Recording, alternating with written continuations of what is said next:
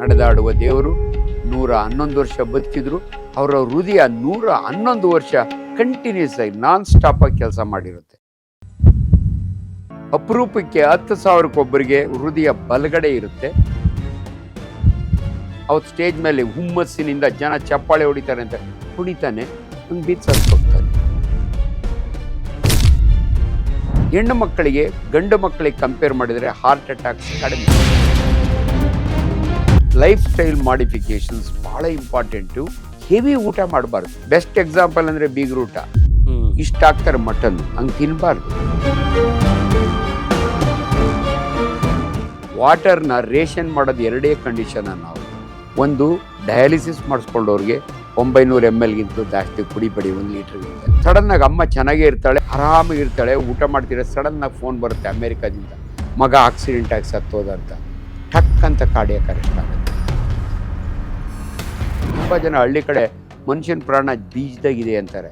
2 ಬೀಜನ ಕಟ್ ಮಾಡಿ ಬಕೆಟ್ಗೆ ಹಾಕಿರೋದು ನಾನು ನೋಡಿದ್ದೀನಿ. ಅದೇ ಬೀಜವನ್ನು ಸಡನ್ನಾಗಿ ಇಚ್ಕಿದರೆ ಸತ್ತೋಗ್ತಾನೆ. ಹಾರ್ಟ್ ಅಟ್ಯಾಕ್ ಅಂತೀವಿ. ಪಟ ಪಟ ಪಟ ಅಂತ ಹೊಡ್ಕೊಂಡ್ರೆ ಟೆಕಿ ಕಾರ್ಡಿಯಾ ಅಂತೀವಿ. ಎರಡೂ ಕೂಡ ಡೇಂಜರಸ್. ಗಂಡ ಹೆಂಡತಿ ಜಗಳದಲ್ಲಿ ಕಪ್ಪಾಳು ಕೊಡೋದು ಸತ್ತು ಬಿದ್ದಿರೋ ಹೆಂಡ್ತಿನ ನಾನು ನೋಡಿದ್ದೆ. ಅನೇಕ ಡೆತ್ಗಳು ಯಂಗ್ಸ್ಟರ್ಸ್ನಲ್ಲಿ ಆಗ್ತಿರೋದಕ್ಕೆ ಕಾರಣ ಅವರ ಆಂಗ್ಸೈಟಿ, ಅವರ ಟೆನ್ಷನ್. ಈ ಮಕ್ಕಳು ಇನ್ಸುಲಿನ್ ಇಲ್ದಿರ ಬದುಕಲಿಕ್ಕೆ ಸಾಧ್ಯವೇ ಇಲ್ಲ. ಯಾರಿಗೆ ಶುಗರ್ ಇರುತ್ತಲ್ಲ ಅವ್ರಿಗೆ ಹಾರ್ಟ್ ಅಟ್ಯಾಕು ಬೇರೆಯವ್ರಿಗಿಂತೂ ಕಂಪೇರ್ ಮಾಡಿದರೆ 10 ವರ್ಷ ಮೊದಲೇ ಆಗುತ್ತೆ. ಯಾಕೋ ಸೆಕ್ಷುವಲ್ ಪರ್ಫಾರ್ಮೆನ್ಸ್ ಆಗ್ತಿಲ್ಲ ಡಾಕ್ಟರ್ ಅಂದರೆ ಈ ಮಸ್ಟ್ ಬಿ ಡಯಾಬಿಟಿಕ್. ತುಂಬ ಸಂತಾನ ಕಡಿಮೆ ಆಗ್ತಾ ಇದೆ. ಇದು ಸಿಂಪಲ್ ಆಗಿ ಹೇಳ್ಬೇಕು ಅಂದರೆ ಅನೇಕ ಹೆಣ್ಣು ಮಕ್ಕಳಿಗೆ ಟೆಸ್ಟ್ ಮಾಡಿಸ್ತಾನೆ ಇರ್ತಾರೆ, ಗಂಡು ಮಕ್ಕಳಿಗೆ ಟೆಸ್ಟ್ ಮಾಡಿಸೋದಿಲ್ಲ. ನನ್ನ ಪ್ರಕಾರ ಫಸ್ಟ್ ಗಂಡು ಮಕ್ಕಳಿಗೆ ಟೆಸ್ಟ್ ಮಾಡಿಸ್ಬೇಕು. ಮಕ್ಕಳಾಗ ಏಜಿಗೆ ಏನಾದ್ರು ಒಂದು ಲಿಮಿಟ್ ಏಜ್ ಅಂತ ಏನಾರು ಇದೆಯಾ? 90 ವರ್ಷದವ್ರಿಗೆ ಮಕ್ಕಳು.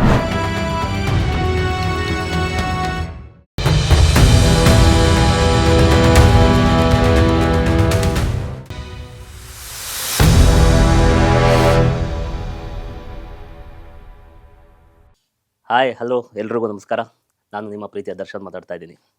ಇವತ್ತಿನ ಪಾಡ್ಕಾಸ್ಟ್ ತುಂಬ ಇಂಟ್ರೆಸ್ಟಿಂಗ್ ಆಗಿರುತ್ತೆ. ಯಾಕೆ ಅಂದರೆ ಇವತ್ತು ಮನುಷ್ಯನ ಡೈಲಿ ಲೈಫಲ್ಲಿ ಆರೋಗ್ಯ ಅನ್ನೋದು ತುಂಬ ಇಂಪಾರ್ಟೆಂಟು. ಈ ಆರೋಗ್ಯ ಹೇಗೆ ಕಾಪಾಡ್ಕೊಬೇಕು, ಹೃದಯ ಸಂಬಂಧ ಕಾಯಿಲೆ ಬಗ್ಗೆ ಮಾತಾಡೋಕ್ಕೆ ಬಂದಿದ್ದಾರೆ ನಿಮ್ಮ ಪ್ರೀತಿಯ ಅಂಜನಪ್ಪ ಅವರು. ಬನ್ನಿ, ಅವನ್ನ ವೆಲ್ಕಮ್ ಮಾಡೋಣ. Sir, welcome to the show. ನಮಸ್ಕಾರ. ಹೇಗಿದ್ದೀರಾ ಸರ್? First class Darshan. ನಿಮ್ಮ ನೋಡೋದು ತುಂಬ ಖುಷಿ ಆಗುತ್ತೆ ಸರ್. ಲವ್ಲಿ. ಯಾಕೆ ಅಂದರೆ ಒಬ್ಬ ಡಾಕ್ಟ್ರು ಹೇಗೆ ಆ ಒಬ್ಬ ರೋಗಿನ ಹೇಗೆ ಟ್ರೀಟ್ ಮಾಡಬೇಕು, ಅವ್ರ ಬಗ್ಗೆ ಕಾಯಿಲೆ ಸಂಬಂಧಪಟ್ಟಿದ್ದು ಹೇಗೆ ಅದನ್ನು ನೋಡ್ಕೊಬೇಕು ಅಂತ ತುಂಬ ಚೆನ್ನಾಗಿ ನೀವು ಅರ್ಥ ಮಾಡ್ಕೊಂಡಿದ್ದೀರಾ. ಮೇನ್ ಥಿಂಗ್ ಏನು ಅಂದರೆ ಈ ಆರೋಗ್ಯ ಸಮಸ್ಯೆಯಲ್ಲಿ ತುಂಬ ಇಂಪಾರ್ಟೆಂಟ್ ಅಂತದ್ದು ಏನು ಕಾಪಾಡ್ಕೊಬೇಕು ಮನುಷ್ಯ?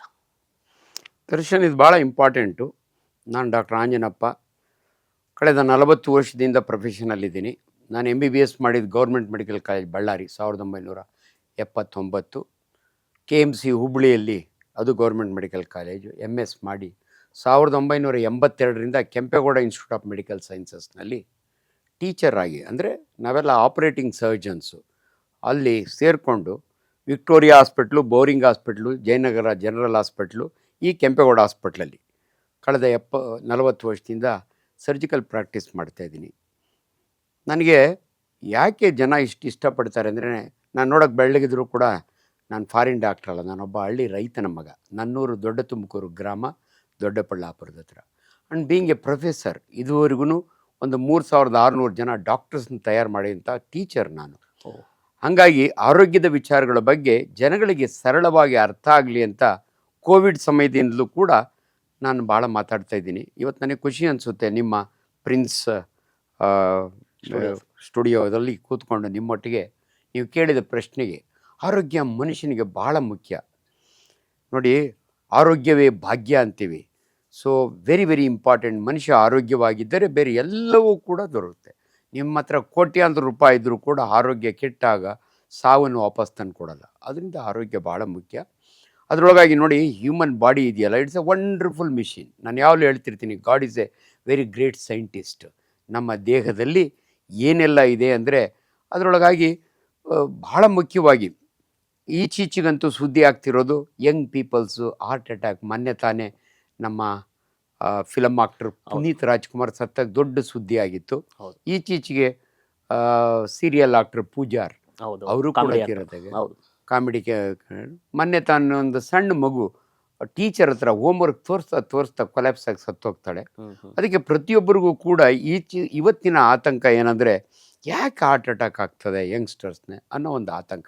ಅದ್ರ ಬಗ್ಗೆನೇ ಮಾತಾಡೋಣ. ಓಕೆ ನಾನು ಬೇಸಿಕಲಿ ಸರ್ಜಿಕಲ್ ಗ್ಯಾಸ್ಟ್ರೋಂಟ್ರಾಲಜಿಸ್ಟ್. ಹ್ಮ್ ನಾನು ಹಾರ್ಟ್ ಡಾಕ್ಟ್ರ್ ಅಲ್ಲ. ಓಕೆ ಆದರೆ MBBSನಲ್ಲಿ ನಮ್ಗೆ ಹಾರ್ಟಿನ ಬಗ್ಗೆ ಸಾಕಷ್ಟು ಕಲ್ತಿರ್ತೀವಿ. ಹ್ಮ್ ಪ್ರಾಕ್ಟೀಸ್ನಲ್ಲೂ ಕೂಡ ನಾನು ಸರ್ಜಿಕಲ್ ಗ್ಯಾಸ್ಟ್ರೋಂಟ್ರಾಲಜಿಸ್ಟ್. ಅದರೊಳಗಾಗಿ ಗ್ಯಾಸ್ಟ್ರಿಕ್ ಅಂತ ಬರ್ತಾರಲ್ಲ ಪೇಷಂಟ್ಸು, ತುಂಬ ಜನಕ್ಕೆ ಅರಿವಿರಲ್ಲ. ಈ ಗ್ಯಾಸ್ಟ್ರೈಟಿಸ್ ಆದಾಗೆ ರೆಟ್ರೋಸ್ಟೆರ್ನಲ್ ಬರ್ನಿಂಗ್ ಅಂತ ಎದೆ ಉರಿ ಬರುತ್ತಲ್ಲ, ಅದನ್ನು ನಾವು ಎಷ್ಟೋ ಸಾರಿ ಹಾರ್ಟ್ ಬರ್ನ್ ಅಂತೀವಿ ನಾವು. ಆ್ಯಕ್ಚುಲಿ ಹಾರ್ಟ್ಗೂ ಅದಕ್ಕೂ ಸಂಬಂಧ ಇಲ್ಲ. ಹಾರ್ಟ್ ಅಟ್ಯಾಕೇ ಬೇರೆ. ಮುಂದಿನ ಸಮಯದಲ್ಲಿ ನಾನು ನಿಮ್ಗೆ ಹೇಳ್ತಾ ಹೋಗ್ತೀನಿ ಹೃದಯ ರೋಗ ಕಾಯಿಲೆಗಳು ಹೆಂಗೆ ಮನುಷ್ಯನ ಕಷ್ಟಕ್ಕೆ ಸಿಕ್ಕಾಕ್ಸ್ತವೆ ಅನ್ನೋದನ್ನು ಹೇಳ್ತಾ ಹೋಗ್ತೀನಿ. ಸೊ ಅದಕ್ಕೆ ಇವತ್ತು ಭಾಳ ಇಂಪಾರ್ಟೆಂಟು ಹೃದಯ. ಯಾಕಂದರೆ ಹೃದಯ ನಿಂತೋದ್ರೆ ಮನುಷ್ಯ ಸತ್ತು ಹೋಗ್ತಾನೆ. ಎಷ್ಟೊತ್ತು? 5 ನಿಮಿಷ ನಮ್ಮ ಹೃದಯ ನಿಂತೋದ್ರೆ ಮನುಷ್ಯ ಸತ್ತು ಹೋಗ್ತಾನೆ. ಬಟ್ ನಾವು ಡೆತ್ತನ್ನು ಡಿಕ್ಲೇರ್ ಮಾಡಬೇಕಾದ್ರೆ ಬ್ರೈನ್ ಡೆತ್ ಅಂತೀವಿ. ನಮ್ಮ ಹೃದಯ 1 ನಿಮಿಷಕ್ಕೆ 72 ಸಾರಿ ಲಬ್ ಡಬ್ ಸಿಸ್ಟೋಲ್ ಆ್ಯಂಡ್ ಡಯಾಸ್ಟೋಲ್ ಅಂತೀವಿ. ಈ ರೀತಿ ವರ್ಕ್ ಮಾಡ್ತಾನೆ. ಮನುಷ್ಯ ಸಾಯುವವರೆಗೂ ನಡೆದಾಡುವ ದೇವರು 111 ವರ್ಷ ಬದುಕಿದ್ರು. ಅವರ ಹೃದಯ 111 ವರ್ಷ ಕಂಟಿನ್ಯೂಸ್ ಆಗಿ ನಾನ್ ಸ್ಟಾಪಾಗಿ ಕೆಲಸ ಮಾಡಿರುತ್ತೆ. ಸೊ ಪ್ರತಿಯೊಬ್ಬ ಮನುಷ್ಯನಲ್ಲೂ. ಸೊ ಈಗ ಯಾರಾದರೂ ಚಿಕ್ಕ ವಯಸ್ಸಿನಲ್ಲಿ ಹಾರ್ಟ್ ಅಟ್ಯಾಕ್ ಆಯಿತು ಅಂದರೆ ಹಾರ್ಟ್ ನಿಂತು ಹೋಗುತ್ತೆ. ಸೊ ನಮ್ಮ ಹೃದಯ ನೋಡಿ, ಮನುಷ್ಯನ ಎದೆಯ ಎಡಭಾಗದಲ್ಲಿ ನಮ್ಮ ಮುಷ್ಟಿ ಎಷ್ಟು, ಯಾವ ಮನುಷ್ಯ ಎಷ್ಟು ದಪ್ಪ ಇರ್ತಾನೋ ಅವ್ನ ಮುಷ್ಟಿ ಎಷ್ಟು ಇರುತ್ತೆ ಹಾರ್ಟು. ಅಪರೂಪಕ್ಕೆ 10,000 ಒಬ್ಬರಿಗೆ ಹೃದಯ ಬಲಗಡೆ ಇರುತ್ತೆ.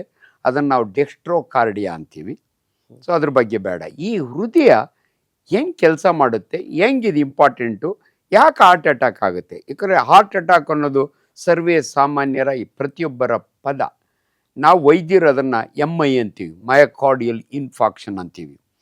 ನೋಡಿ, ನಿಮಗೊಂದು ಸಿಂಪಲ್ಲಾಗಿ ಜನಗಳಿಗೆ ಅರ್ಥ ಆಗಬೇಕು ಅಂದರೆ ಹಾರ್ಟ್ ಅಟ್ಯಾಕ್ ಅಂದರೆ ಏನು ಅಂದರೆ, ನೋಡಿ ನನ್ನ ಬೆರಳು ಪಿಂಕ್ ಇದೆ, ಇದು ಆರೋಗ್ಯವಾಗಿದೆ, ಮಡಿಸ್ತೀನಿ, ಇದು ಮಾಡ್ತೀನಿ. ಇದು ಆರೋಗ್ಯವಾಗಿರಬೇಕಾದ್ರೆ ಇದಕ್ಕೆ ಊಟ ಬೇಕು, ನ್ಯೂಟ್ರಿಷನ್ ಅಂತೀವಿ ನಾವು, ಗ್ಲೂಕೋಸ್ ಬೇಕು, ಆಕ್ಸಿಜನ್ ಬೇಕು.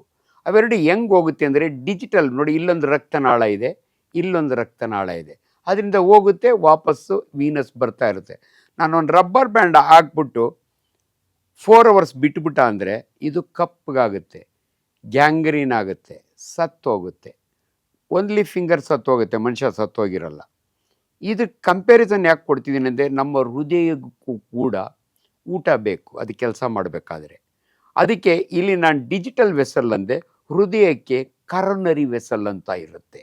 2 ಭಾಳ important, left and right coronary vessel ಅಂತೀವಿ ನಾವು. ಅದ್ರ ಮುಖಾಂತರ ಆಹಾರ ಹೋಗ್ತಾ ಇರುತ್ತೆ, ಆಕ್ಸಿಜನ್. ಅದು ಏನಾದರೂ ಬ್ಲಾಕ್ ಆಗೋಯ್ತು, ಯಾಕೆ ಬ್ಲಾಕ್ ಆಗುತ್ತೆ ಅಂತ ನಾನು ಇಲ್ಲಿ ನಿಮಗೆ ಡೆಮಾನ್ಸ್ಟ್ರೇಷನ್ಗೋಸ್ಕರ ರಬ್ಬರ್ ಬ್ಯಾಂಡ್ ಹಾಕಿದ್ದೆ. ಅಲ್ಲಿ ಬ್ಲಾಕ್ ಆಗುತ್ತೆ. ಆಗ 5 ನಿಮಿಷಕ್ಕೆ ಮಸಲ್ಸು, ಇಲ್ಲಿ ನೋಡಿ, ಇದು ಸ್ಕೆಲೆಟಲ್ ಮಸಲ್ ಅಂತೀವಿ. ಮನುಷ್ಯನ ದೇಹದಲ್ಲಿ 655 ಸ್ಕೆಲೆಟಲ್ ಮಸಲ್ ಇದ್ದಾವೆ, ಬೈಸೆಪ್ಸು, ಟ್ರೈಸೆಪ್ಸು ಇವೆಲ್ಲ. ಆದರೆ ಹೃದಯದ ಮಾಂಸಖಂಡ ಇದೆಯಲ್ಲ, ಇಟ್ಸ್ ಎ ಸ್ಪೆಷಲ್ ಮಸಲ್, ಮಯೋಕಾರ್ಡಿಯಮ್ ಅಂತೀವಿ ನಾವು. ಅದಕ್ಕೇನಾದರೂ ರಕ್ತನಾಳ ಬ್ಲಾಕ್ ಆಯಿತು ಅಂದರೆ 5 ನಿಮಿಷಕ್ಕೆ ಸತ್ತೋಗುತ್ತೆ ಹಾರ್ಟ್ ಆ ಜಾಗನ. ಅದನ್ನು ನಾವು ಇನ್ಫಾರ್ಕ್ಷನ್ ಅಂತೀವಿ ನಮ್ಮ ಭಾಷೆಯಲ್ಲಿ, ಮಯೋಕಾರ್ಡಿಯಲ್ ಇನ್ಫಾರ್ಕ್ಷನ್, MI ಆಯಿತು ಅಂತೀವಿ. ಅದನ್ನೇ ಜನಸಾಮಾನ್ಯರು ಹಾರ್ಟ್ ಅಟ್ಯಾಕ್ ಆಯ್ತಂತೆ ಅಂತಾರೆ. ಈ ಹಾರ್ಟ್ ಅಟ್ಯಾಕ್ ಅಂದ ತಕ್ಷಣವೇ, ಹಾರ್ಟ್ ಅಟ್ಯಾಕ್ ಆದವರೆಲ್ಲ ತಕ್ಷಣ ಸತ್ತೋಗಲ್ಲ, ಹಾಸ್ಪಿಟ್ಲಿಗೆ ಹೋಗೋವ್ರಿಗೂ ಸಮಯ ಇರುತ್ತೆ. ಇನ್ನು ಕೆಲವರು ಯಾಕೆ ಡಾಕ್ಟ್ರೆ ಅಲ್ಲೇ ಬಿದ್ದು ಸತ್ತೋಗ್ಬಿಡ್ತಾರಲ್ಲ, ಅದನ್ನು ನಾವು ಮ್ಯಾಸಿವ್ ಹಾರ್ಟ್ ಅಟ್ಯಾಕ್ ಅಂತೀವಿ. ಈ 3 ರಕ್ತನಾಳ ಇರ್ತವೆ, ಕರೋನರಿ ವೆಸಲ್ಸು, ಬ್ರಾಂಚು. ಒಮ್ಮೆ ಬ್ಲಾಕ್ ಆಯಿತು ಅಂದರೆ ಅದು ಮ್ಯಾಸಿವ್ ಹಾರ್ಟ್ ಅಟ್ಯಾಕ್ ಅಂತೀವಿ. ಅದು ಕುಸಿದು ಬಿದ್ದು ಹೋಗ್ತಾರೆ. ಆದರೆ 1 ರಕ್ತನಾಳ ಆದಾಗೆ ಎದೆನೋವು ಬರುತ್ತೆ. ಹಾರ್ಟ್ ಅಟ್ಯಾಕ್ ಹೆಂಗೆ ಗೊತ್ತಾಗುತ್ತೆ ಅಂದರೆ ಭಾಳ ಸರಳ, ಎದೆನೋವು ಬರುತ್ತೆ. ಯಾವ ಮಟ್ಟಕ್ಕೆ ಎದೆನೋವು ಅಂದರೆ, ಯಾರೋ ನಿಮ್ಮ ಎದೆಯ ಮೇಲೆ ಕೂತು ಒತ್ತಿದಂಗೆ, ಅಥವಾ ಒಂದು ದಾರ ಹಗ್ಗ ಹಾಕಿ ಎದೆಯನ್ನು ಬಿಗಿದಂಗೆ. ಅದೇ ನೋವು ದವಡೆಗೆ ಹೋಗುತ್ತೆ, ಎಡಗಡೆ ಭುಜಕ್ಕೆ ಹೋಗುತ್ತೆ. ಇವೆಲ್ಲ ಸಿಂಪ್ಟಮ್ಸ್ ಆಫ್ ಹಾರ್ಟ್ ಅಟ್ಯಾಕ್ ಅಂತೀವಿ. ಒಬ್ಬ ಮನುಷ್ಯನಿಗೆ ಹಾರ್ಟ್ ಅಟ್ಯಾಕ್ ಆಗಿದೆ ಅಂತ ಹೆಂಗೆ ಗೊತ್ತಾಗುತ್ತೆ ಅಂದರೆ, ಇದ್ಕಿದ್ದಂಗೆ ಎದೆ ನೋವು, ಎದೆ ಭಾರ, ಯಾರೋ ಎದೆ ಮೇಲೆ ಒತ್ತಾ ಇದ್ದಾರೆ ಅನ್ನಂಗೆ, ಹಣೆ ಮೇಲೆ ಬೆವರು ಬರುತ್ತೆ, ಶಾಕ್ ಹೋಗ್ತಾರೆ. ಇದನ್ನು ಹಾರ್ಟ್ ಅಟ್ಯಾಕ್ ಅಂತೀವಿ ನಾವು. ಓಕೆ. ಅಂದರೆ ಈಗ ತೀರಾ ಚಿಕ್ಕ ವಯಸ್ಸಿಗೆ ಮಕ್ಕಳುಗಳು ಸಾಯ್ತಾ ಇದ್ದಾರೆ. ಆಮೇಲೆ ಒಂದು 30-35 ಏಜು, ಆ ಏಜ್ ಒಳಗವರು ಸಾಯ್ತಾ ಇದ್ದಾರೆ. ಏನಿದ್ರು ಪ್ರಾಬ್ಲಮ್ಮು? ಲೈಫ್ ಸ್ಟೈಲ್ ಚೆನ್ನಾಗಿದೆಯೋ ಇಲ್ವೋ ಮನುಷ್ಯನಿಗೆ, ಯಾವ ಥರ ಇದಾಗ್ತಾ ಇದೆ ಇದು ಅಂತ? ನೋಡಿ, ನಾನು MBBS ಓದೋವಾಗೆ ಮಕ್ಕಳು ತಂದೆ ತಾಯಿನ ಕರ್ಕೊಂಬರೋರು 65 ವರ್ಷದವ್ರನ್ನ. ಇವತ್ತು ನಮ್ಮ ಪ್ರಾಕ್ಟೀಸ್ನ ನಾವು ನೋಡ್ತಿದ್ದೀವಿ, ತಂದೆ ತಾಯಿಗಳು ಮಕ್ಕಳನ್ನ ಕರ್ಕೊಂಬರ್ತಾ ಇದ್ದಾರೆ. ಅಂದರೆ ಎಲ್ರಿಗೂ ಆಶ್ಚರ್ಯ, ಯಾಕೆ ಈಚೀಚೆಗೆ ಚಿಕ್ಕ ಮಕ್ಕಳಲ್ಲಿ ಹಾರ್ಟ್ ಅಟ್ಯಾಕ್ ಆಗ್ತಾ ಇದೆ? ಅದಕ್ಕೆ ಕಾರಣಗಳೇನು? ನೋಡಿ, ಫಸ್ಟ್ ಒಂದು ತಿಳ್ಕೊಬೇಕು, ನಮ್ಮ ಹೃದಯಕ್ಕೆ ಭಾಳ ಇಂಪಾರ್ಟೆಂಟು. ನಾನು ರಕ್ತ ಅಂತ ಹೇಳಿದೆ, ಆ ರಕ್ತನಾಳಗಳು ತುಕ್ಕಿಡಿತವೆ, ಅಂದರೆ ಬ್ಲಾಕ್ ಆಗ್ತವೆ. ಯಾಕೆ ಬ್ಲಾಕ್ ಆಗ್ತವೆ ಅಂದರೆ ಕೊಲೆಸ್ಟರಾಲ್. ನೋಡಿ, ನಾವು ಚಿಕ್ಕ ಹುಡುಗರಾಗೆ ಹಳ್ಳಿ ಕಡೆ ಮನುಷ್ಯ ಚೆನ್ನಾಗಿ ಉಣ್ಣೋನು, ಚೆನ್ನಾಗಿ ದುಡಿಯೋನು. ಇವತ್ತು ಹಂಗಾಗ್ತಾ ಇಲ್ಲ, ಸೆಡೆಂಟ್ರಿ ವರ್ಕ್. ಅದರೊಳಗಾಗಿ ನಮ್ಮ ಸಾಫ್ಟ್ವೇರ್ ಇಂಜಿನಿಯರ್ಗಳಾಗಲಿ ಭಾಳ ಜನ ಕೂತು ಜಾಗದಿಂದ ಎದ್ದೋಳಲ್ಲ, ಪ್ರತಿಯೊಂದಕ್ಕೂ ರಿಮೋಟ್ ಇದೆ, ನೋ ಎಕ್ಸಸೈಸ್, ತಿನ್ನುವ ಆಹಾರದಲ್ಲಿ ಜಂಕ್ ಫುಡ್ ಜಾಸ್ತಿ ಆಗಿದೆ. ಸಿ, ಮನುಷ್ಯನಿಗೆ ಆಹಾರ ಎಷ್ಟು ಇಂಪಾರ್ಟೆಂಟ್ ಅಂದರೆ, ಎಲ್ಲಿ ಫೈಬರ್ ಜಾಸ್ತಿ ಇರುತ್ತಲ್ಲ, ಫೈಬರ್ ಅಂದರೆ ನಾರಿನ ಅಂಶ, ಸೊಪ್ಪು ತರಕಾರಿಗಳು, ಹಣ್ಣುಗಳು, ಅದರಲ್ಲಿ ಕೊಲೆಸ್ಟ್ರಾಲ್ ಕಡಿಮೆ ಇರುತ್ತೆ. ಅದೇ ಮಟನ್ನಲ್ಲಿ ತುಂಬ ಫ್ಯಾಟ್ ಯೂಸ್ ಮಾಡೋರು, ಡಾಲ್ಡಾ ಅಂತ ಯೂಸ್ ಮಾಡೋರಿಗೆ ಕೊಲೆಸ್ಟ್ರಾಲ್. ಈ ಕೊಲೆಸ್ಟ್ರಾಲ್ ನೋಡಿ ಒಂದೇ ದಿನ 33 ವರ್ಷಕ್ಕೆ ಬಂದ್ಬಿಡಲ್ಲ, ಚಿಕ್ಕ ವಯಸ್ಸಿನಿಂದನೇ. ನಾನು ತುಂಬ ಜನಕ್ಕೆ ತಂದೆ ತಾಯಿಗೆ ಹೇಳ್ತೀನಿ, ಮೊದಲ ಕಾಲದ ಮಕ್ಕಳು ಚೆಬ್ಬಿಯಾಗಿರಬೇಕು, ಗುಂಡಿಗಿರಬೇಕು, ಬಂದವರೆಲ್ಲ ಮುತ್ತಿಕ್ತಾರೆ. ಇವತ್ತು ಹಂಗಿರಬಾರ್ದು. ನಾವೇ ಹೇಳ್ತೀವಿ, ನಿಮ್ಮ ಮಕ್ಕಳು ಸಣ್ಣಗಿರಬೇಕು, ಆಟ ಆಡಬೇಕು. ಹಂಗೆ ಮಾಡಿದರೆ ಕೊಲೆಸ್ಟ್ರಾಲ್ ಅಕ್ಯುಮುಲೇಟ್ ಆಗಲ್ಲ. ಒಂದಿನಕ್ಕೆ ಕೊಲೆಸ್ಟ್ರಾಲ್ ಬಂದು ಕೂತ್ಕೊಳ್ಳಲ್ಲ, ಚಿಕ್ಕ ವಯಸ್ಸಿನಿಂದ ಅಕ್ಯುಮುಲೇಟ್ ಆಗಿ ನೋಡಿ, ಇದು ಲೂಮೆನ್, ಇಷ್ಟು ಹೋಲ್ ಇರುತ್ತೆ. ಈ ಕೊಲೆಸ್ಟ್ರಾಲು ರಕ್ತನಾಳದ ಒಳಗಡೆ ಕೂತ್ಕೊಳ್ಳುತ್ತೆ, ತುಕ್ಕಿಡಿಯೋದು ಅಂತೀವಿ ನಾವು. ಬರ್ತಾ ಬರ್ತಾ ಬರ್ತಾ ಈ ಪೈಪ್ನ ನೀರು ಹರಿದಂಗೆ ನೀರು ಬ್ಲಡ್ ಹರಿತಾ ಇರುತ್ತೆ, ಕಡಿಮೆ ಆಗ್ತಾ ಹೋಗುತ್ತೆ, ಒಂದು ಫೈನ್ ಡೇ ಬಂದಾಗ್ಬಿಡುತ್ತೆ. ಆವಾಗಲೇ ಹಾರ್ಟ್ ಅಟ್ಯಾಕ್ ಆಗೋದು. ಸೊ ನಾನು ಒಂದು ಹೇಳಿದ ಕಾರಣ ಕೊಲೆಸ್ಟ್ರಾಲ್. ಸೊ ಇವತ್ತಿನ ಮಾಡರ್ನ್ ಡೇಸ್ನಲ್ಲಿ ಲೈಫ್ ಸ್ಟೈಲು ಚೇಂಜ್ ಆಗೋಗಿದೆ. ಪ್ರತಿಯೊಬ್ಬರು ಕೂಡ ಸೆಡೆಂಟ್ರಿ ವರ್ಕು, ಟೆನ್ಷನ್ಗಳು. ಮನುಷ್ಯನಿಗೆ ಟೆನ್ಷನ್ ಇದೆಯಲ್ಲ, ಇದರಿಂದ BP ಬರುತ್ತೆ, ಶುಗರ್ ಬರುತ್ತೆ. ಯಾರಿಗೆ ಬ್ಲಡ್ ಪ್ರೆಷರು ಇರ್ರೆಗ್ಯುಲರ್ ಇರುತ್ತಲ್ಲ, ಯಾರಿಗೆ ಶುಗರ್ ಅನ್ಕಂಟ್ರೋಲ್ಡ್ ಇರುತ್ತಲ್ಲ, ಇಂಥವ್ರಿಗೆ ಕೊಲೆಸ್ಟ್ರಾಲ್ ಮೆಟಬಾಲಿಸಮ್ ಚೇಂಜ್ ಆಗುತ್ತೆ. ಸೊ ಇವೆಲ್ಲವೂ ಕಾರಣ. ಇವತ್ತು 30 ವರ್ಷಕ್ಕೇ ಹಾರ್ಟ್ ಅಟ್ಯಾಕ್ ಆಗುತ್ತೆ ಅಂದರೆ ಇವೆಲ್ಲ ಕಾರಣ. ಜನಗಳಿಗೆ ಆಶ್ಚರ್ಯ ಆಗೋದು ಅಂದರೆ, ಪುನೀತ್ ರಾಜ್ಕುಮಾರ್ ಎಷ್ಟು ಆರೋಗ್ಯವಾಗಿದ್ದರು, ಜಿಮ್ ಮಾಡೋರು. ಎಷ್ಟೋ ಜನ ನೀವು ನೋಡ್ತೀರಿ, ಜಿಮ್ ಮಾಡ್ತಾ ಮೆಟ್ಲ ಮೇಲೆ ಕೂತ್ಕೋತಾನೆ, ಹಂಗೆ ಬಿದ್ದೋಗ್ತಾನೆ. ಸೊ ಅನ್ಫಾರ್ಚುನೇಟ್ಲಿ ಆಲ್ರೆಡಿ ಶುರುವಾಗಿರುತ್ತೆ. ಇವು ಪ್ರಾಬ್ಲಮ್ ಅವ್ರಿಗೆ ಗೊತ್ತಿರಲ್ಲ, ಚೆಕ್ ಮಾಡಿಸ್ಕೊಂಡಿರಲ್ಲ. ಸೊ ಈ ದೃಷ್ಟಿಯಲ್ಲಿ ಇವತ್ತಿನ ಪರಿಸ್ಥಿತಿಯಲ್ಲಿ ದಯವಿಟ್ಟು ಆ್ಯನ್ಯಲಿ ಒಂದು ಚೆಕಪ್, ಯಾವಾಗ ಅಟ್ಲೀಸ್ಟ್ ಒಂದು 30 ವರ್ಷ ಆದಮೇಲೆ, ಮೊದಲೆಲ್ಲ 40 ವರ್ಷಕ್ಕೆ ಹೇಳಿವಿ ನಾವು, ಒಂದು ಮಾಸ್ಟ್ರಿಯಲ್ ಚೆಕಪ್ ಮಾಡಿಸ್ಕೊಳ್ಳಿ. ಮಾಸ್ಟ್ರಿಯಲ್ ಚೆಕಪ್ ಅಂದರೆ ಒಂದು ECG ಮಾಡಿಸ್ಕೊಳ್ಳಿ, ಒಂದು ಎಕ್ಸ್ರೇ ಮಾಡಿಸ್ಕೊಳ್ಳಿ, ಒಂದು ಸ್ಕ್ಯಾನ್ ಮಾಡಿ, ಸಿಂಪಲ್ ಒಂದು ಬ್ಲಡ್ ಟೆಸ್ಟ್ ಮಾಡಿಸ್ಕೊಳ್ಳಿ, ಶುಗರ್ ಇದೆಯಾ ಇಲ್ಲ ನೋಡ್ಕೊಳ್ಳಿ ಅಂತ ಹೇಳೀವಿ. ಪಾಪ ಏನು ನಾನು ಆರೋಗ್ಯವಾಗಿದ್ದೀನಿ ಅಂತ ಸುಮ್ಮನೆ ಇರ್ತಾರೆ, ಅಲ್ಲಿ ಡಾನ್ಸ್ ಮಾಡ್ತಿರ್ತಾರೆ. ಆ್ಯಂಡ್ ಅನ್ಅಕಸ್ಟಮ್ಡ್ ಎಕ್ಸಸೈಸ್ ಅಂತೀವಿ. ಯಾವತ್ತೂ ಅಷ್ಟು ಕುಣಿದಿರೋರು ಅವತ್ತು ಸ್ಟೇಜ್ ಮೇಲೆ ಹುಮ್ಮಸ್ಸಿನಿಂದ ಜನ ಚಪ್ಪಾಳೆ ಹೊಡಿತಾರೆ ಅಂತ ಕುಣಿತಾನೆ, ಒಂದು ಬೀಚ್ ಸತ್ತು ಹೋಗ್ತಾನೆ. ವೆರಿ ವೆರಿ ಸಿಂಪಲ್ ಇವೆಲ್ಲ. ಇನ್ನು ಕೆಲವು ಸಮಯ ಏನಾಗುತ್ತೆ, ಅಬ್ದುಲ್ ಕಲಾಂ ಜಿ ಪಾಪ ಭಾಷಣ ಮಾಡ್ತಿರೋವಾಗ ಹಂಗೆ ಕೂತು ಬಿದ್ದೋಗ್ತಾರೆ, ಅದು ಅವ್ರ ವಯಸ್ಸು. ಸೊ ಇವತ್ತಿನ ಯಂಗ್ಸ್ಟರ್ಸ್ನಲ್ಲಿ ಬಟ್ ಆ ಚಿಕ್ಕ ಹುಡುಗಿ ಸತ್ತೋಯ್ತಲ್ಲ, ಅದು ಜನಗಳಿಗೆ ಕನ್ಫ್ಯೂಷನ್ ಆಗುತ್ತೆ. ಅನಾಮಲೀಸ್ ಅಂತೀವಿ. ಹುಟ್ಟುವಾಗೆ ತಾಯಿ ಗರ್ಭದಲ್ಲೇ ನಮ್ಮ ದೇಹದಲ್ಲಿ ಕೆಲವು ಬದಲಾವಣೆಗಳಿರ್ತವೆ. 6 ಬೆಳ್ಳಿಟ್ಕೊಂಡು ಹುಡ್ತಾರಲ್ಲ, ಅದನ್ನು ಅನಾಮಲಿ ಅಂತೀವಿ ನಾವು. ಅದು ಸಿಂಪಲ್, 6 ಬೆಳ್ಳಿದ್ರೆ ಏನೂ ಆಗಲ್ಲ. ಅದೇ ಹೃದಯದಲ್ಲಿ ಹೋಲ್ ಇರುತ್ತೆ ನೋಡಿ. ಹೃದಯದಲ್ಲಿ 4 ಚೇಂಬರ್, ನಾನು ಅವೆಲ್ಲ ಹೇಳ್ತಿದ್ದೆ. ನಮ್ಮ ಮುಷ್ಟಿ ಎಷ್ಟು ಇರುತ್ತೆ ನಮ್ಮ ಹಾರ್ಟು, ಆರಿಕಲ್ ಅಂತೀವಿ, ವೆಂಟ್ರಿಕಲ್ ಅಂತೀವಿ ನಾವು. ಸೊ ಇವೆರಡು ಮಧ್ಯೆ ಕಂಬ ಇರುತ್ತೆ, ಅದ್ರಾಗ ಒಂದು ಹೋಲ್ ಇತ್ತು ಅಂದರೆ ಅದು ನೋಡಿಕೊಂಡೇ ಇರಲ್ಲ. ಆ ಮಗುಗಿರುತ್ತೆ, ಸಡನ್ನಾಗಿ ಅದ್ರ ಕಾಂಪ್ಲಿಕೇಶನ್ ಆಗಿ ಬಿದ್ದು ಸತ್ತೋಗುತ್ತೆ. ಇಲ್ಲದ್ರೆ ಸಣ್ಣ ಮಗುಗೆ ಹಾರ್ಟ್ ಅಟ್ಯಾಕ್ ಆಗೋ ಚಾನ್ಸ್ ಇರಲ್ಲ. ಇದೇ ಬೇರೆ ಟಾಪಿಕ್. ಯಾಕೆ ಮಕ್ಕಳಲ್ಲಿ ಅನಾಮಲಸ್ ಬೇಬೀಸ್ ಅಂತೀವಿ, ಇಂಥ ಅನೇಕವು. ಎಷ್ಟೋ ಮಕ್ಕಳಿಗೆ ಒಂದೇ ಬೀಜ ಇರುತ್ತೆ, ಎಷ್ಟೋ ಮಕ್ಕಳಿಗೆ ಕರುಳು ರೊಟೇಟ್ ಆಗಿರುತ್ತೆ. ಸೊ ಇವೆಲ್ಲ 108 ಅನಾಮಲೀಸ್ ಅಂತೀವಿ. ಸೀಳು ತುಟಿಯಿಂದ ಹುಟ್ಟುತ್ತಾರೆ ಮಕ್ಕಳು, ಇವೆಲ್ಲ ಬೇರೆ ಬೇರೆ ಇರ್ತವೆ. ಸೊ ಈಗ ಹಾರ್ಟಿನ ಬಗ್ಗೆ ಮಾತಾಡ್ತಿರೋದ್ರಿಂದ ಹೃದಯದ ಆರೋಗ್ಯ ಚೆನ್ನಾಗಿರಬೇಕು ಅಂದರೆ ಹೆಣ್ಣು ಮಕ್ಕಳಾಗಲಿ ಗಂಡು ಮಕ್ಕಳಾಗಲಿ, ಈಗ ಇನ್ನೊಂದು ನಾನು ಅಬ್ಸರ್ವೇಷನ್ ಹೇಳ್ತೀನಿ. ನೀವು ಹೆಣ್ಣು ಮಕ್ಕಳಿಗೆ ಗಂಡು ಮಕ್ಕಳಿಗೆ ಕಂಪೇರ್ ಮಾಡಿದರೆ ಹಾರ್ಟ್ ಅಟ್ಯಾಕ್ಸ್ ಕಡಿಮೆ. ಯಾಕೆ ಡಾಕ್ಟ್ರೆ? ಎರಡೇ ಸಿಂಪಲ್ ರೀಸನ್. ಅವರು ಸ್ಮೋಕ್ ಮಾಡಲ್ಲ. ತುಂಬ ಜನ ಯುರೋಪಿಯನ್ ಕಂಟ್ರೀಸ್ ಮಾಡ್ತಾರೆ, ನಮ್ಮ ದೇಶದಲ್ಲಿ ಅಟ್ಲೀಸ್ಟ್ ಹೆಣ್ಮಕ್ಳು ಸ್ಮೋಕ್ ಮಾಡಲ್ಲ. Smoking is one of the risk factor. Heart attack ಆಗಬೇಕು ಅಂದರೆ ಸ್ಮೋಕ್ ಮಾಡೋರಿಗೆ ಮೋರ್ ಕಾಮನ್. ಎರಡನೇದು, ದೇವರು ಹೆಣ್ಮಕ್ಳಿಗೆ ಒಂದು ವರ ಕೊಟ್ಟಿದ್ದಾನೆ. ಏನಂದರೆ ಅವ್ರ ಮೆನೋಪಾಸ್ ಅಂದರೆ ಮುಟ್ಟು ನಿಲ್ಲುವವರೆಗೂ ಅವರ ದೇಹದಲ್ಲಿ ಈಸ್ಟ್ರೋಜನ್ ಅಂತ ಒಂದು ಹಾರ್ಮೋನ್ ಇರುತ್ತೆ. ಆ ಹಾರ್ಮೋನ್ ಅವ್ರ ಹೃದಯವನ್ನು ಪ್ರೊಟೆಕ್ಟ್ ಮಾಡುತ್ತೆ. ಅವರಿಗೆ ಮೆನೋಪಾಸ್ ಆಗೋದು ಅಂದರೆ ಮುಟ್ಟು ನಿಲ್ಲೋದು 50ರಿಂದ 55 ವರ್ಷ.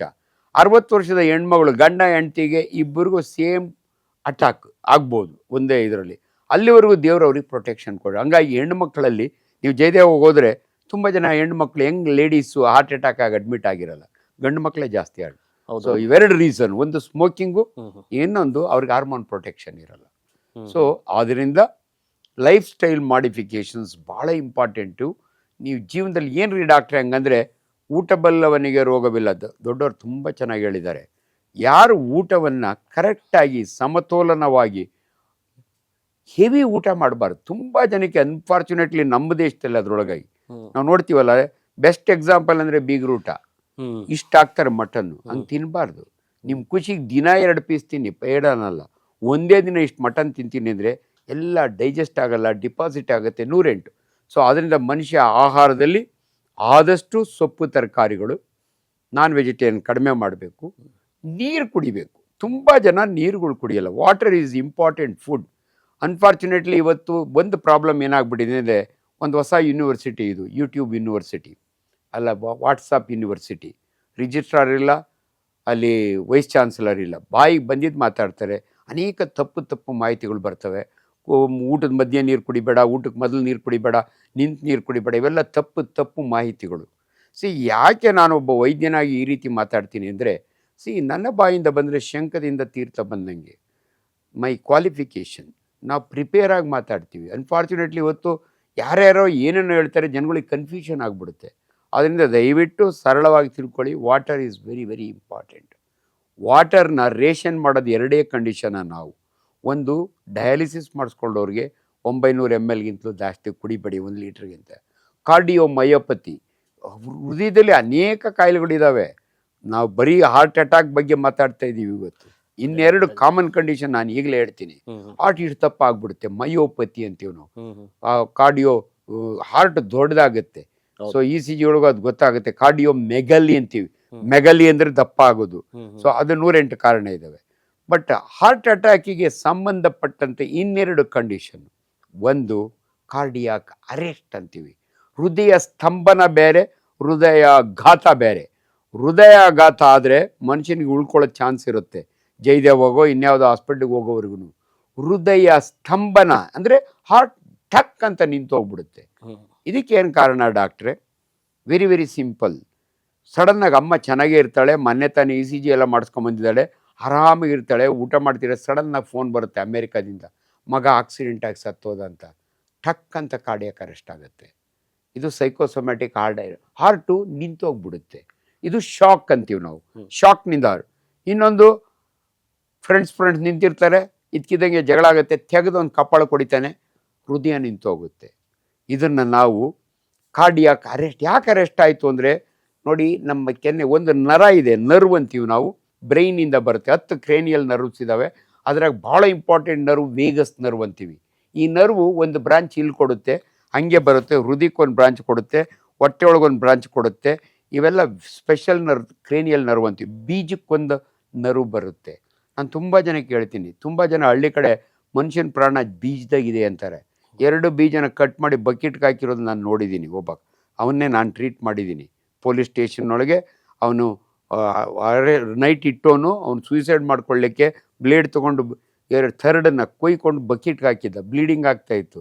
ಸುಬ್ಬಣ್ಣ ನನ್ನ ಕ್ಲಾಸ್ಮೇಟ್ ಪಾಪ ಕರ್ಕೊಂಬಂದರು ರಾತ್ರಿ, ನಾನು ವಿಜಯ ಆ ಬ್ಲೀಡಿಂಗ್ ಸ್ಟಾಪ್ ಮಾಡಿದೆ, ಇವತ್ತು ಚೆನ್ನಾಗಿದ್ದಾನೆ. ಅದೇ ಬೀಜವನ್ನು ಸಡನ್ನಾಗಿ ಇಚ್ಕಿದರೆ ಸತ್ತೋಗ್ತಾನೆ, ಹಾರ್ಟ್ ಅಟ್ಯಾಕ್ ಅಂತೀವಿ ನಾವು. ಇದನ್ನು ಕಾರ್ಡಿಯಾಕ್ ಅರೆಸ್ಟ್. ಅದಕ್ಕೆ ನಿಮ್ಮ ಜೊತೆಯಲ್ಲಿ ಮಾತಾಡ್ತಾ 2 ಇಂಪಾರ್ಟೆಂಟ್ ಇನ್ಸ್ಟ್ರಕ್ಷನ್ ಜನಗಳಿಗೆ ಕೊಡ್ತೀನಿ. ದಯವಿಟ್ಟು ಕಪ್ಪಾಳಕ್ಕೆ ಹೊಡಿಬೇಡಿ. ಯಾವುದೇ ಜಗಳದಲ್ಲಿ, ಗಂಡ ಹೆಂಡ್ತಿ ಜಗಳದಲ್ಲಿ ಕಪ್ಪಾಳು ಕೊಡೋದು ಸತ್ತು ಬಿದ್ದಿರೋ ಹೆಂಡ್ತಿನ ನಾನು ನೋಡಿದ್ದೀನಿ.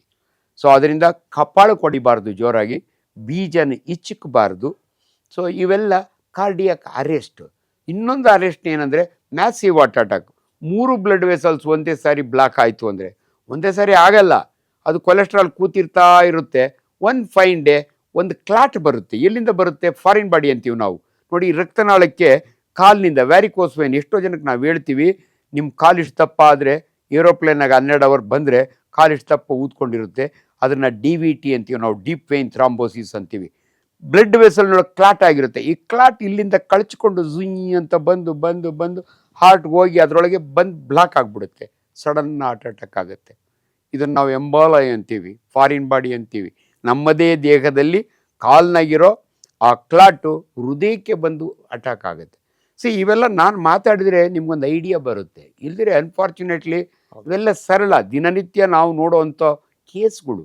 ಬಟ್ ಜನಗಳಿಗೆ ಗಾಬರಿ, ಯಾಕೆ ಹಿಂಗಾಗೋಯ್ತು ಡಾಕ್ಟ್ರೆ ಅಂತ. ಅದಕ್ಕೆ ದಯವಿಟ್ಟು ಕಾರ್ಡಿಯಾಕ್ ಅರೆಸ್ಟ್ ಬೇರೆ, ಕಾರ್ಡಿಯಾಕ್ ಹಾರ್ಟ್ ಅಟ್ಯಾಕೇ ಬೇರೆ. ಇನ್ನೊಂದು ಕಂಡೀಷನ್ ಇದೆ, ನೀವು ಕೇಳಿರಬೇಕು. ತಾತನಿಗೆ ಮೊನ್ನೆ ಪೇಸ್ ಮೇಕರ್ ಹಾಕ್ಸ್ಕೊಂಬಂದು ಡಾಕ್ಟ್ರೆ ಅಂತಾರೆ. ನೋಡಿ, ಹೃದಯ 1 ನಿಮಿಷಕ್ಕೆ 72 ಸಾರಿ ಲಬ್ ಡಬ್ ಲಬ್ ಡಬ್. ಯಾಕೋ ಬರ್ತಾ ಬರ್ತಾ 60ಕ್ಕೆ ಬಂತು, 45ಕ್ಕೆ ಬಂತು, ಸುಸ್ತಾದಂಗೆ ಆಗುತ್ತೆ. ಇದನ್ನು ನಾವು ಎಲೆಕ್ಟ್ರಿಕಲ್ ಆಕ್ಟಿವಿಟಿ ಇರುತ್ತೆ, ಹಾರ್ಟ್ನಲ್ಲಿ ಎಲೆಕ್ಟ್ರಿಸಿಟಿ ಇರುತ್ತೆ, ಎ ನೋಡ್ ಅಂತೀವಿ ನಾವು. ಆ ಎಲೆಕ್ಟ್ರಿಕ್ ಆಕ್ಟಿವಿಟಿ ಇದ್ದರೆ ಅಷ್ಟೇ ಹಾರ್ಟ್ ಬೀಟ್ ಮಾಡೋಕ್ಕಾಗೋದು. ಇದೇನಾದರೂ ಎಲೆಕ್ಟ್ರಿಕಲ್ ಆಕ್ಟಿವಿಟಿ ಕಡಿಮೆ ಆಯಿತು ಅಂದರೆ ಆಗ ನಾವು ಪೇಸ್ ಮೇಕರ್ ಹಾಕ್ತೀವಿ. 40 ಅಂದರೆ ಬ್ರೆಡಿಕಾರ್ಡಿಯಾ ಅಂತೀವಿ. ಹಾರ್ಟನ್ನು ಹಿಂಗೆ ಹೊಡ್ಕೊತಾ ಇರುತ್ತಲ್ಲ, ಹೊಡ್ಕೊಡೋ ಸ್ಲೋ ಆದರೆ ಬ್ರೆಡಿಕಾರ್ಡಿಯಾ ಅಂತೀವಿ ನಾವು. ಪಟ ಪಟ ಪಟ ಅಂತ ಹೊಡ್ಕೊಂಡ್ರೆ ಟೆಕಿಕಾರ್ಡಿಯಾ ಅಂತೀವಿ. ಎರಡೂ ಕೂಡ ಡೇಂಜರಸ್. ಯಾವುದನ್ನ ಒಬ್ಬ ಮನುಷ್ಯನಿಗೆ 72 ಬದಲು 122 ಹಿಂಗೆ ಹೊಡ್ಕಕ್ಕೆ ಶುರುವಾಯಿತು ಅಂದರೆ ಕಾರ್ಡಿಯಾಕ್ ಅರೆಸ್ಟ್ ಆಗುತ್ತೆ. ಇವೆಲ್ಲ ಹಾರ್ಟಿನ ಬಗ್ಗೆ ಭಾಳ ಸರಳವಾದ ವಿಚಾರಗಳು. ಟೆಕಿಕಾರ್ಡಿಯಾ ಆಗಬಾರ್ದು, ಬ್ರೆಡಿಕಾರ್ಡಿಯಾ ಆಗಬಾರ್ದು. ಇವೆಲ್ಲಕ್ಕೂ ಪೂರ್ಣ ನಮ್ಮ ಲೈಫ್ ಸ್ಟೈಲ್. ನೀವು ಅವಾಗ ಕೇಳಿದ ಪ್ರಶ್ನೆ ಭಾಳ ಸಮಂಜಸ. ಇವತ್ತು ಅನೇಕ ಡೆತ್ಗಳು ಯಂಗ್ಸ್ಟರ್ಸ್ನಲ್ಲಿ ಆಗ್ತಿರೋದಕ್ಕೆ ಕಾರಣ ಅವರ ಆ್ಯಂಗ್ಸಿಟಿ, ಅವರ ಟೆನ್ಷನ್ನು.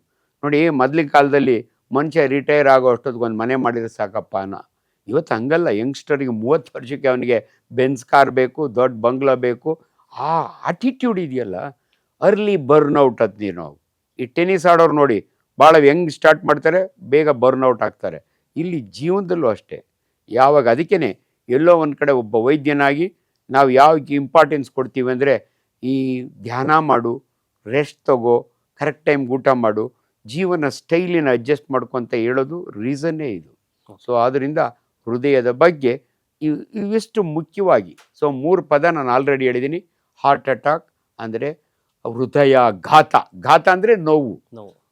ಕಾರ್ಡಿಯಾಕ್ ಅರೆಸ್ಟ್ ಸ್ತಂಭನ, ನಿಂತು ಹೋಗ್ಬಿಡುತ್ತೆ. ಹಾರ್ಟ್ ಫೇಲ್ಯೂರ್, ಹಾರ್ಟ್ ಫೇಲ್ ಆಗಿಬಿಡುತ್ತೆ. ಯಾಕಂದರೆ ಎಲೆಕ್ಟ್ರಿಸಿಟಿ ಬರ್ತಾ ಇಲ್ಲ, ಫೇಲ್ ಆಗಿಬಿಡುತ್ತೆ. ಈ ಮೂರನ್ನು ಕೂಡ ನೀವು ಜಯದೇವ ಇನ್ಸ್ಟಿಟ್ಯೂಟ್ ಆಫ್ ಕಾರ್ಡಿಯಾಲಜಿ ಯಾವುದೇ ಹಾರ್ಟ್ ಸೆಂಟ್ರಿಗೆ ಹೋದರೆ ದಯವಿಟ್ಟು ನಿಮ್ಗೆ ಏನೇ ಅನುಮಾನ ಬರಲಿ, ನೀವು ಕರೆಕ್ಟ್ ಡಾಕ್ಟ್ರ್ ಹತ್ರ ಹೋಗ್ಬೇಕು. ನಿಮ್ಮ ಫ್ಯಾಮಿಲಿ ಡಾಕ್ಟ್ರ್ ಎಲ್ಲ ಡಯಾಗ್ನೋಸ್ ಮಾಡೋಕ್ಕಾಗಲ್ಲ. ಆ ಫ್ಯಾಮಿಲಿ ಡಾಕ್ಟ್ರಿಗೆ ನಾಲೆಡ್ಜ್ ಇರುತ್ತೆ, ನೀವು ಹೋದ್ರೆ ರೆಫರ್ ಮಾಡ್ತಾರೆ. One of the best institute, government institute in Karnataka is Jayadeva. ಇವತ್ತು ಮೈಸೂರಿನಲ್ಲಿದೆ, ಬೆಂಗಳೂರಿನಲ್ಲಿದೆ, ಗುಲ್ಬರ್ಗ ಒಳಗಿದೆ. ದಯವಿಟ್ಟು ಆ ಸೇವೆಯನ್ನು ಉಪಯೋಗಿಸ್ಕೊಳ್ಳಿ. ಪ್ರೈವೇಟ್ನಲ್ಲೂ ಬೇಕಾದಷ್ಟು ಕಾರ್ಡಿಯಾಕ್ ಹಾಸ್ಪಿಟ್ಲ್ ಇದ್ದಾವೆ, ಬಟ್ ಬಡಬಗ್ಗರಿಗೆ ಕಾಸ್ಟ್ಲಿ ಆಗುತ್ತೆ. ಆ್ಯಂಡ್ ಭಾಳ ಸಿಂಪಲ್ ಅಂದರೆ ಹೃದಯದ ಇನ್ವೆಸ್ಟಿಗೇಷನ್ಗಳಲ್ಲಿ ಒಂದು ECG ಮಾಡ್ತೀವಿ, ಒಂದು ಎಕೋ ಮಾಡ್ತೀವಿ, ಒಂದು TMT ಮಾಡ್ತೀವಿ, ಇವೆಲ್ಲ ಮಾಡಿ ಕಂಡುಹಿಡಿಬೋದು. ಇವತ್ತಿನ ದಿನಗಳಲ್ಲಿ ನೀವು ಹೇಳ್ದಾಗೆ ಸ್ಮೋಕ್ ಮಾಡಿದ್ರೆ ಹಾರ್ಟ್ ಅಟ್ಯಾಕ್ ಆಗುತ್ತೆ, ಡ್ರಿಂಕ್ಸ್ ಮಾಡಿದ್ರೆ ಹಾರ್ಟ್ ಅಟ್ಯಾಕ್ ಆಗುತ್ತೆ, ಫುಡ್ ಈ ಥರ ತಿಂದರೆ ಹಾರ್ಟ್ ಅಟ್ಯಾಕ್ ಆಗುತ್ತೆ ಅಂತ ಹೇಳ್ತಾರೆ. ಬಟ್ ಏನೂ ಏನೂ ಮಾಡಲ್ಲ ಅನ್ನೋರು ಅವ್ರಿಗೆ ಹೇಗೆ ಹಾರ್ಟ್ ಅಟ್ಯಾಕು ಪ್ರೆಷರ್ ಆಗುತ್ತೆ ಅಂತ? ಅಂದರೆ ಪ್ರೀಡಿಸ್ಪೋಸಿಂಗ್ ಕಾಸ್ ಇರುತ್ತೆ, ಅವ್ರಿಗೆ ಗೊತ್ತಿರಲ್ಲ. ಇವು ಜನರಲ್ಲಾಗಿ ಮಾತಾಡೋ ನಾವು ಹಿಂಗೆ ಹೇಳ್ತೀವಿ. ಎಷ್ಟೋ ಜನ ಅದೇ ಹೇಳ್ತಾರೆ, ನಮ್ಮ ತಾತ ಗಾಡ್ ಫಿಯರಿಂಗ್ ಮ್ಯಾನ್ ಡಾಕ್ಟ್ರೇ, ದೈವ ಭಕ್ತ, ಒಂದು ಕೆಟ್ಟ ಅಭ್ಯಾಸ ಇಲ್ಲ, ಆದರೂ ಪ್ಯಾಂಕ್ರಿಯಾಸ್ ಕ್ಯಾನ್ಸರ್ ಆಗಿಬಿಟ್ಟಿದೆ ಅಂತಾರೆ. ನಾವು ಕ್ಯಾನ್ಸರ್ ಬಗ್ಗೆ ಮಾತಾಡೋದು ಹಿಂಗೆ ಮಾತಾಡ್ತೀವಿ. Anything under the sun including the sun is a carcino. Smoke ಮಾಡೋರಿಗೆ ಲಂಗ್ ಕ್ಯಾನ್ಸರ್ ಬರುತ್ತೆ, ಬ್ಲಡ್. ಬಟ್ ತಾತನಿಗೆ ಏನೂ ಇಲ್ಲ, ಆದರೂ ಬಂತು. ಇವು ಎಕ್ಸೆಪ್ಷನ್ ಟು ದ ರೂಲ್. ಏನೂ ಇರಲ್ಲ, ಏನೂ ಕೆಟ್ಟ ಅಭ್ಯಾಸ ಇರಲ್ಲ, ಆದರೂ ಹಾರ್ಟ್ ಅಟ್ಯಾಕ್ ಆಗುತ್ತೆ. ಅದು ಕೆಲವು ಸಮಯ ಜೆನೆಟಿಕ್ ಅಂತೀವಿ. ಕೆಲವು ಫ್ಯಾಮಿಲಿ ಒಳಗೆ ಆ ಚೈನ್ ಇರುತ್ತೆ. ಕೆಲವು ಫ್ಯಾಮಿಲಿ ಒಳಗೆ ಹಾರ್ಟ್ ಅಟ್ಯಾಕ್ ಆಗುತ್ತೆ ಡ್ಯೂ ಟು ಸಮ್ ರೀಸನ್ನು. ಅನೇಕ ಸಾರಿ ಇವೆಲ್ಲ ರಿಸ್ಕ್ ಫ್ಯಾಕ್ಟರ್ಸು. ಇಲ್ದಿದ್ರಾಗೂ ಕೂಡ ಆಗಬಹುದು, ಆಗಬಾರ್ದು ಅಂತ ಏನಿಲ್ಲ. ಈಗ ಅದನ್ನು ಹೇಳಕ್ಕೆ ಬಂದೆ ನಿಮ್ಮ ಹತ್ರ ಮಾತಾಡೋಣ ಅಂತ. ಈಗ ಏನು ಅಂದರೆ, ಒಬ್ಬರು ಫ್ಯಾಮಿಲಿಲಿ ಈಗ ಒಬ್ಬರು ತಾತಂಗೆ ಹಾರ್ಟ್ ಅಟ್ಯಾಕ್ ಆಗಿದ್ರೆ ತಂದೆಗೂ ಆಗ್ಬೋದು, ಮಕ್ಳಿಗೂ ಆಗ್ಬೋದು, ಅದು ಚೈನ್ ಲಿಂಕ್ ಥರ ಆಗೋಗ್ಬರುತ್ತೆ ಅಂತ ಹೇಳ್ತಾರೆ. ಅದು ನಿಜನಾ? ಅದು ಇದು ಫ್ಯಾಮಿಲಿ ಟ್ರೆಡಿಷನ್ ಅಂತೀವಿ ನಾವು. ಹೌದು. ಕೆಲವು ಫ್ಯಾಮಿಲಿ ಒಳಗೆ ಹಾರ್ಟ್ ಅಟ್ಯಾಕ್ ಆಗೋದು ಜಾಸ್ತಿ, ಕೆಲವು ಫ್ಯಾಮಿಲಿ ಒಳಗೆ ಡಯಾಬಿಟಿಸ್ ಆಗೋದು ಜಾಸ್ತಿ, ಕೆಲವು ಫ್ಯಾಮಿಲಿ ಒಳಗೆ BP ಆಗೋದು. ಆ ಫ್ಯಾಮಿಲಿ ನೋಡಿ ಪರ್ಟಿಕ್ಯುಲರ್ ಡಯಾಬಿಟಿಸ್. ಆಮೇಲೆ ಇನ್ನೊಂದು ಹೇಳ್ತೀನಿ, ಡಯಾಬಿಟಿಸು ಯಾರಿಗೆ ಬೇಗ ಶುರುವಾಗುತ್ತಲ್ಲ, ಲೆಸ್ ದೆನ್ 40 years, ಅರ್ಥ ಅವ್ರಿಗೆ 10 ವರ್ಷಕ್ಕೆಲ್ಲ ನೆಕ್ಸ್ಟ್ ಹಾರ್ಟ್ ಅಟ್ಯಾಕ್ ಆಗುತ್ತೆ. ಈ ಸಣ್ಣ ಮಕ್ಕಳಿಗೂ ಇದರಲ್ಲಿ ಒಂದು ಶುಗರ್ ಅನ್ನೋದೊಂದು ಬರುತ್ತೆ. ಹೌದು. ಸಣ್ಣ ಮಕ್ಕಳಿಗಿಂದ ಬಂದು ಹಿಡಿದು ಅವರಿಗೂ ಶುಗರ್, ಹುಟ್ಟಿದ ಮಕ್ಳಿಗೂ ಶುಗರ್ ಇದೆ ಅಂತ ಹೇಳ್ತಾರೆ. ಇದೆಲ್ಲ ಯಾವ ತರ ಇದು? ನೋಡಿ, diabetes is A metabolic disorder ಅಂತೀವಿ ನಾವು. ಮಕ್ಕಳಿಗೆ ಬರೋದನ್ನ ನಾವು ಟೈಪ್ 1 ಡಯಾಬಿಟೀಸ್ ಅಂತೀವಿ, ಜುವೆನೈಲ್ ಡಯಾಬಿಟೀಸ್ ಅಂತೀವಿ. ಜುವೆನೈಲ್ ಅಂದರೆ ಹುಟ್ಟಿದ ಮಕ್ಕಳಿಗೆ ಡಯಾಬಿಟಿಸ್ ಬರ್ಬೋದು. ನೋಡಿ, ಈ ಸಕ್ಕರೆ ಕಾಯಿಲೆ ಇವಾಗ ಸಡನ್ನಾಗಿ ಹಾರ್ಟ್ನಿಂದ ಸಕ್ಕರೆ ಕಾಯಿಲೆಗೆ ಬಂದಿದ್ದೀವಿ ಡಯಾಬಿಟಿಸ್ಗೆ. ಯಾಕಂದರೆ diabetes is one of the risk factor. But diabetics ಬಗ್ಗೆನೇ ನಿಮ್ಗೊಂದೆರಡು ಸ್ಪಷ್ಟ ಮಾಹಿತಿ. ನೋಡಿ, ಮನುಷ್ಯನ ದೇಹದಲ್ಲಿ ಎಂಡೋಕ್ರೈನ್ ಆರ್ಗನ್ಸ್ ಇದ್ದಾವೆ. ಪಿಟ್ವಿಟ್ರಿ ಇದೆ ಬ್ರೈನ್ನೊಳಗೆ, ಮಾಸ್ಟರ್ ಆಫ್ ಆರ್ಕೆಸ್ಟ್ರಾ ಅಂತೀವಿ ನಾವು. ಥೈರಾಯ್ಡ್ ಇದೆ ಕುತ್ತಿಗೆ ಒಳಗೆ, ಅಡ್ರಿನಲ್ ಇದೆ, ಹೊಟ್ಟೆಯೊಳಗೆ ಪ್ಯಾಂಕ್ರಿಯಾಸ್ ಅಂತ ಒಂದು ಗ್ಲ್ಯಾಂಡ್ ಇದೆ. ನೋಡಿ, ನಮ್ಮ ಗೇಣುದ್ದ ಹೊಟ್ಟೆಯಲ್ಲಿ ಏನೆಲ್ಲ ಇದೆ ಅಂದರೆ ನಿಮ್ಗೆ ಆಶ್ಚರ್ಯ ಆಗುತ್ತೆ. ಒಂದು ಲಿವರ್ ಇದೆ, 1.5 kg ಇರುತ್ತೆ. ಸ್ಪ್ಲೀನ್ ಇದೆ. ಈಗ ಡಯಾಬಿಟಿಸ್ ಬಗ್ಗೆ ಮಾತಾಡೋದ್ರಿಂದ ಪ್ಯಾಂಕ್ರಿಯಾಸ್ ಬಗ್ಗೆ ಮಾತಾಡ್ತೀನಿ. ನಮ್ಮ ಜಠರದ ಹಿಂದೆ ನಮ್ಮ ಬೆನ್ನಿನ ಮೂಳೆಗೆ ಮೇಲಿನ ಮಲ್ಕೊಂಡಿರುತ್ತೆ 150 ಗ್ರಾಮ್, ಅದು ಪ್ಯಾಂಕ್ರಿಯಾಸ್ ಅಂತ. ಅದಕ್ಕೆ ಹೆಡ್ ಇರುತ್ತೆ, ನೆಕ್ ಇರುತ್ತೆ, ಬಾಡಿ ಇರುತ್ತೆ, ಟೈಲ್ ಹಿಂಗೆ ಮಲ್ಕೊಂಡಿರುತ್ತೆ. ಇದ್ರ ಕೆಲಸ ಏನಂದರೆ ಪ್ಯಾಂಕ್ರಿಯಾಟಿಕ್ ಜ್ಯೂಸ್ ಅಂತ ಸೆಕ್ರೆಟ್, ಒಂದಿನಕ್ಕೆ 700 ml ಸೆಕ್ರೆಟ್ ಆಗುತ್ತೆ. ಈ ಜ್ಯೂಸು ಭಾಳ ಇಂಪಾರ್ಟೆಂಟ್. ನಾವು ಗುಲಾಬ್ ಜಾಮೂನ್ ತಿಂದಿರ್ತೀವಿ, ಏನೋ ಆಯಿಲಿ ಫುಡ್, ಅದನ್ನು ಡೈಜೆಸ್ಟ್ ಮಾಡಬೇಕಾದ್ರೆ. ಅದಕ್ಕಿಂತ ಇಂಪಾರ್ಟೆಂಟು ಐಲೆಟ್ಸ್ ಆಫ್ ಲ್ಯಾಂಗರ್ಹ್ಯಾನ್ಸ್ ಅಂತೀವಿ ನಾವು. ಕಣ್ಣಿಗೆ ಕಾಣಲ್ಲ, ಮೈಕ್ರೋಸ್ಕೋಪ್ನಾಗಿದೆ. ಅದ್ರ ಕೆಲಸ ಏನಂದರೆ ಇನ್ಸುಲಿನ್ ಸೆಕ್ರೆಟ್ ಮಾಡುತ್ತೆ. ಈ ಇನ್ಸುಲಿನ್ ಇದೆಯಲ್ಲ, ನಾವು ತಿಂದ ಆಹಾರ ಗ್ಲೂಕೋಸ್ಗಾಗಿ ಕನ್ವರ್ಟ್ ಆಗಿ ಬ್ಲಡ್ ಒಳಗೆ ಸರ್ಕ್ಯುಲೇಟ್ ಆಗ್ತಾ ಇರುತ್ತೆ. ಈ ಗ್ಲೂಕೋಸು ಯೂಸ್ ಆಗಬೇಕು ಅಂದರೆ ಮಸಲ್ ಒಳಗೆ ಹೋಗಬೇಕು. ಮಸಲ್ ಸೆಲ್ಸ್ ಇರುತ್ತೆ, ಅದಕ್ಕೆ ತಳ್ಳಬೇಕು. ತಳ್ಳೋದಕ್ಕೆ ಈ ಇನ್ಸುಲಿನ್ ಬೇಕು. ಇವಾಗ ಕಾರ್ ಓಡಲಿಕ್ಕೆ ಪೆಟ್ರೋಲ್ ಹೆಂಗೆ ಇಂಪಾರ್ಟೆಂಟು, ಮನುಷ್ಯನ ದೇಹದೊಳಗೆ ಶುಗರ್ ಯುಟಿಲೈಸ್ ಮಾಡ್ಕೋಬೇಕು ಅಂದರೆ ಇನ್ಸುಲಿನ್ ಬೇಕು. ಯಾರಿಗೆ ಇನ್ಸುಲಿನ್ ಇಲ್ವಲ್ಲ ಅವ್ರ ಬ್ಲಡ್ನೊಳಗೆ 400-500 ಇರುತ್ತೆ. ನಾರ್ಮಲ್ ಮನುಷ್ಯನಿಗೆ 124 mg/dL ಇರಬೇಕು ಖಾಲಿ ಹೊಟ್ಟೆ ಒಳಗೆ. ಯಾವಾಗ 300-400 ಇತ್ತು ಅಂದರೆ ಇವನಿಗೆ ಇನ್ಸುಲಿನ್ನು ಸೆಕ್ರೇಟ್ ಆಗ್ತಿಲ್ಲ. 7 ವರ್ಷದ ಮಗುಗೆ ನಾನು ಇನ್ಸುಲಿನ್ ಕೊಡಿಸ್ತಾ ಇದ್ದೀನಿ, ನಮ್ಮ ಹಳ್ಳಿ ರೈತನ ಮಗನಿಗೆ. ಕಾರಣ, ಆ ಮಗು ಹುಟ್ಟಿದಾಗೆ ಪ್ಯಾಂಕ್ರಿಯಾಸ್ನಾಗ ಇನ್ಸುಲಿನ್ ಸೆಕ್ರೇಟ್ ಆಗ್ತಾ ಇಲ್ಲ. ಇವ್ರನ್ನ ಜುವೆನೈಲ್ ಡಯಾಬಿಟಿಕ್ಸ್ ಅಂತೀವಿ ನಾವು. ಈ ಮಕ್ಕಳು ಇನ್ಸುಲಿನ್ ಇಲ್ದಿರ ಬದುಕಲಿಕ್ಕೆ ಸಾಧ್ಯವೇ ಇಲ್ಲ. ತುಂಬ ಜನಕ್ಕೆ ಒಂದು ಎಚ್ಚರಿಕೆ ಹೇಳ್ತಾ ಇದ್ದೀನಿ, ನಮ್ಮ ಅಲೋಪತಿ ಮೆಡಿಸಿನ್ಸು ಭಾಳ ಸೈಡ್ ಎಫೆಕ್ಟ್ಸು. ನಾನು ಬೇರೆ ಬೇರೆ ಸಿಸ್ಟಮ್ ತೊಗೋತೀನಿ, ನಾಟಿ ತೊಗೋತೀನಿ, ಕೇರಳ ಗಬ್ ನೀರು ಕುಡಿತೀನಿ. ದಯವಿಟ್ಟು ಇವೆಲ್ಲ ಅರ್ಥ ಮಾಡ್ಕೊಳ್ಳಿ. ವಿಜ್ಞಾನ ಎಷ್ಟು ಸರಳ ಅಂದರೆ, ಇನ್ಸುಲಿನ್ ಇಲ್ದಿರ ಈ ಮಕ್ಕಳು ಬದುಕಲಿಕ್ಕೆ ಸಾಧ್ಯ ಇಲ್ಲ. ಅದಕ್ಕೆ ಇನ್ಸುಲಿನ್ ಬೇಕೇ ಬೇಕು. ಬಟ್ ಈಗ ನಿಮ್ಮ ಮುಖಾಂತರ ಒಂದು ಪಬ್ಲಿಕ್ ಒಂದು ಒಳ್ಳೆ ಇನ್ಫಾರ್ಮೇಷನ್ ಕೊಡ್ತೀನಿ. ದಯವಿಟ್ಟು ನಿಮ್ಮ ಮಕ್ಕಳಿಗೆ ಈ ರೀತಿಯ ಪರಿಸ್ಥಿತಿ ಇದ್ದರೆ MS ರಾಮಯ್ಯ ಒಳಗೆ ಎಂಡೋಕ್ರನಾಲಜಿ ಡಿಪಾರ್ಟ್ಮೆಂಟಲ್ಲಿದೆ. ಅಲ್ಲಿ ಕಿಶನ್ ಅಂತ ನಮ್ಮ ಹುಡುಗ ಒಬ್ಬ ಇದ್ದಾನೆ. ನೀವು ಹೋಗಿ ರಿಜಿಸ್ಟರ್ ಮಾಡಿದರೆ ನಿಮ್ಮ ಮಕ್ಕಳಿಗೆ free insulin, free insulin pen. ಅಷ್ಟೇ ಅಲ್ಲ, 18 ವರ್ಷ ಆಗೋವರೆಗೂ ಆ ಮಕ್ಕಳಿಗೆ ಎಜುಕೇಷನ್ ಫ್ರೀ ನೋಡ್ಕೊಡ್ತಾರೆ. ಇದು ಒಂದು ಆರ್ಗನೈಸೇಷನ್ ಇದೆ, ನಾನು ಅದ್ರ ಮೆಂಬರ್ ಇದ್ದೀನಿ. ಸೊ ಯಾರಿಗಾನ ಆ ರೀತಿ ಬೇಕಾದರೆ ನನ್ನಾರು ಕಾಂಟ್ಯಾಕ್ಟ್ ಮಾಡಿ. ಅಂದರೆ ಕಿಶನ್ ಅಂತ ನಮ್ಮ ಹುಡುಗ ಇದ್ದಾನೆ. So diabetic association of Karnataka, ಅದರಿಂದ ಇದು. ಯಾಕಂದರೆ ಪಾಪ ಬಡವ್ರ ಮಕ್ಕಳಿಗೆ ಬಂದುಬಿಟ್ರೆ ಇನ್ಸುಲಿನ್ ಇಸ್ ವೆರಿ ಎಕ್ಸ್ಪೆನ್ಸಿವ್. ಈ ಇನ್ಸುಲಿನ್ ಇದೆಯಲ್ಲ ಒಳಗಡೆ ಉತ್ಪತ್ತಿ ಆಗಬೇಕು, ಆಗದಿದ್ದಾಗೆ ಹೊರಗಡೆಯಿಂದ. ಈಗ ಇನ್ನೊಂದು ಏನಂದರೆ, ಇನ್ಸುಲಿನ್ನು ಚುಚ್ಕೋಬೇಕಲ್ಲ ಅಂತ ಎದುರ್ಕೋತಾರೆ. ಚುಚ್ಚೋದೇನು ಅಂತ ನೋವಿಲ್ಲ. ಈಗೆಲ್ಲ 29 ಗೇಜ್ ನೀಡ್ಲು ಬರುತ್ತೆ, ಕೂದಲೇ ಅಷ್ಟೆಲ್ಲ ಇರುತ್ತೆ ಅದು. ಆ್ಯಂಡ್ ಭಾಳ ಇಂಪಾರ್ಟೆಂಟ್ ಅಂದರೆ, ಮೊದಲೆಲ್ಲ ಪೋರ್ಸೆಲೈನ್ ಇನ್ಸುಲಿನ್ ಹಂದಿಯಿಂದ ತಯಾರು ಮಾಡೋರು, ಅಥವಾ ಬೊವೈನ್ ಹಸುಗಳಿಂದ ತಯಾರು ಮಾಡೋರು. ಇವತ್ತು ಹ್ಯೂಮನ್ ಇನ್ಸುಲಿನ್ ಇದೆ. ಹ್ಯೂಮನ್ ಅಂದರೆ ಮನುಷ್ಯರ ಇನ್ಸುಲಿನ್. ಮನುಷ್ಯರ ಥರನೇ ಇನ್ಸುಲಿನ್ನ ಜೆನೆಟಿಕ್ ಇಂಜಿನಿಯರಿಂಗ್ ಮಾಡಿ ಬ್ಯಾಕ್ಟೀರಿಯಾಯಿಂದ ಉತ್ಪತ್ತಿ ಮಾಡ್ತಾರೆ. ಅದನ್ನು ಕೊಡ್ತೀವಿ ನಾವು. Very very safe, but unfortunately costly. ಅದಕ್ಕೆ ದಯವಿಟ್ಟು ಬಡವರ ಮಕ್ಕಳು ಯಾರನ್ನ ಇದ್ದರೆ ನಿಮ್ಮ ಮಾಧ್ಯಮದ ಮುಖಾಂತರ, ಏನಪ್ಪ ನಮ್ಮದು ಪ್ರಿನ್ಸ್ ಸ್ಟುಡಿಯೋ ಚಾನಲ್ ಮುಖಾಂತರ ನೀವು ಕಾಂಟ್ಯಾಕ್ಟ್ ಮಾಡಿದರೆ ರಾಮಯ್ಯ ಹಾಸ್ಪಿಟ್ಲಲ್ಲಿ, ಸೊ ಎಂಡೋಕ್ರನಾಲಜಿ ಡಿಪಾರ್ಟ್ಮೆಂಟ್ನಲ್ಲಿ ಈ ಫೆಸಿಲಿಟಿ ಇದೆ. ಬೇಕಾದ್ರೆ ಯಾರಿಗನ್ನ ಮಾಡಿಕೊಡೋಣ ಅಪರೂಪದಲ್ಲಿ.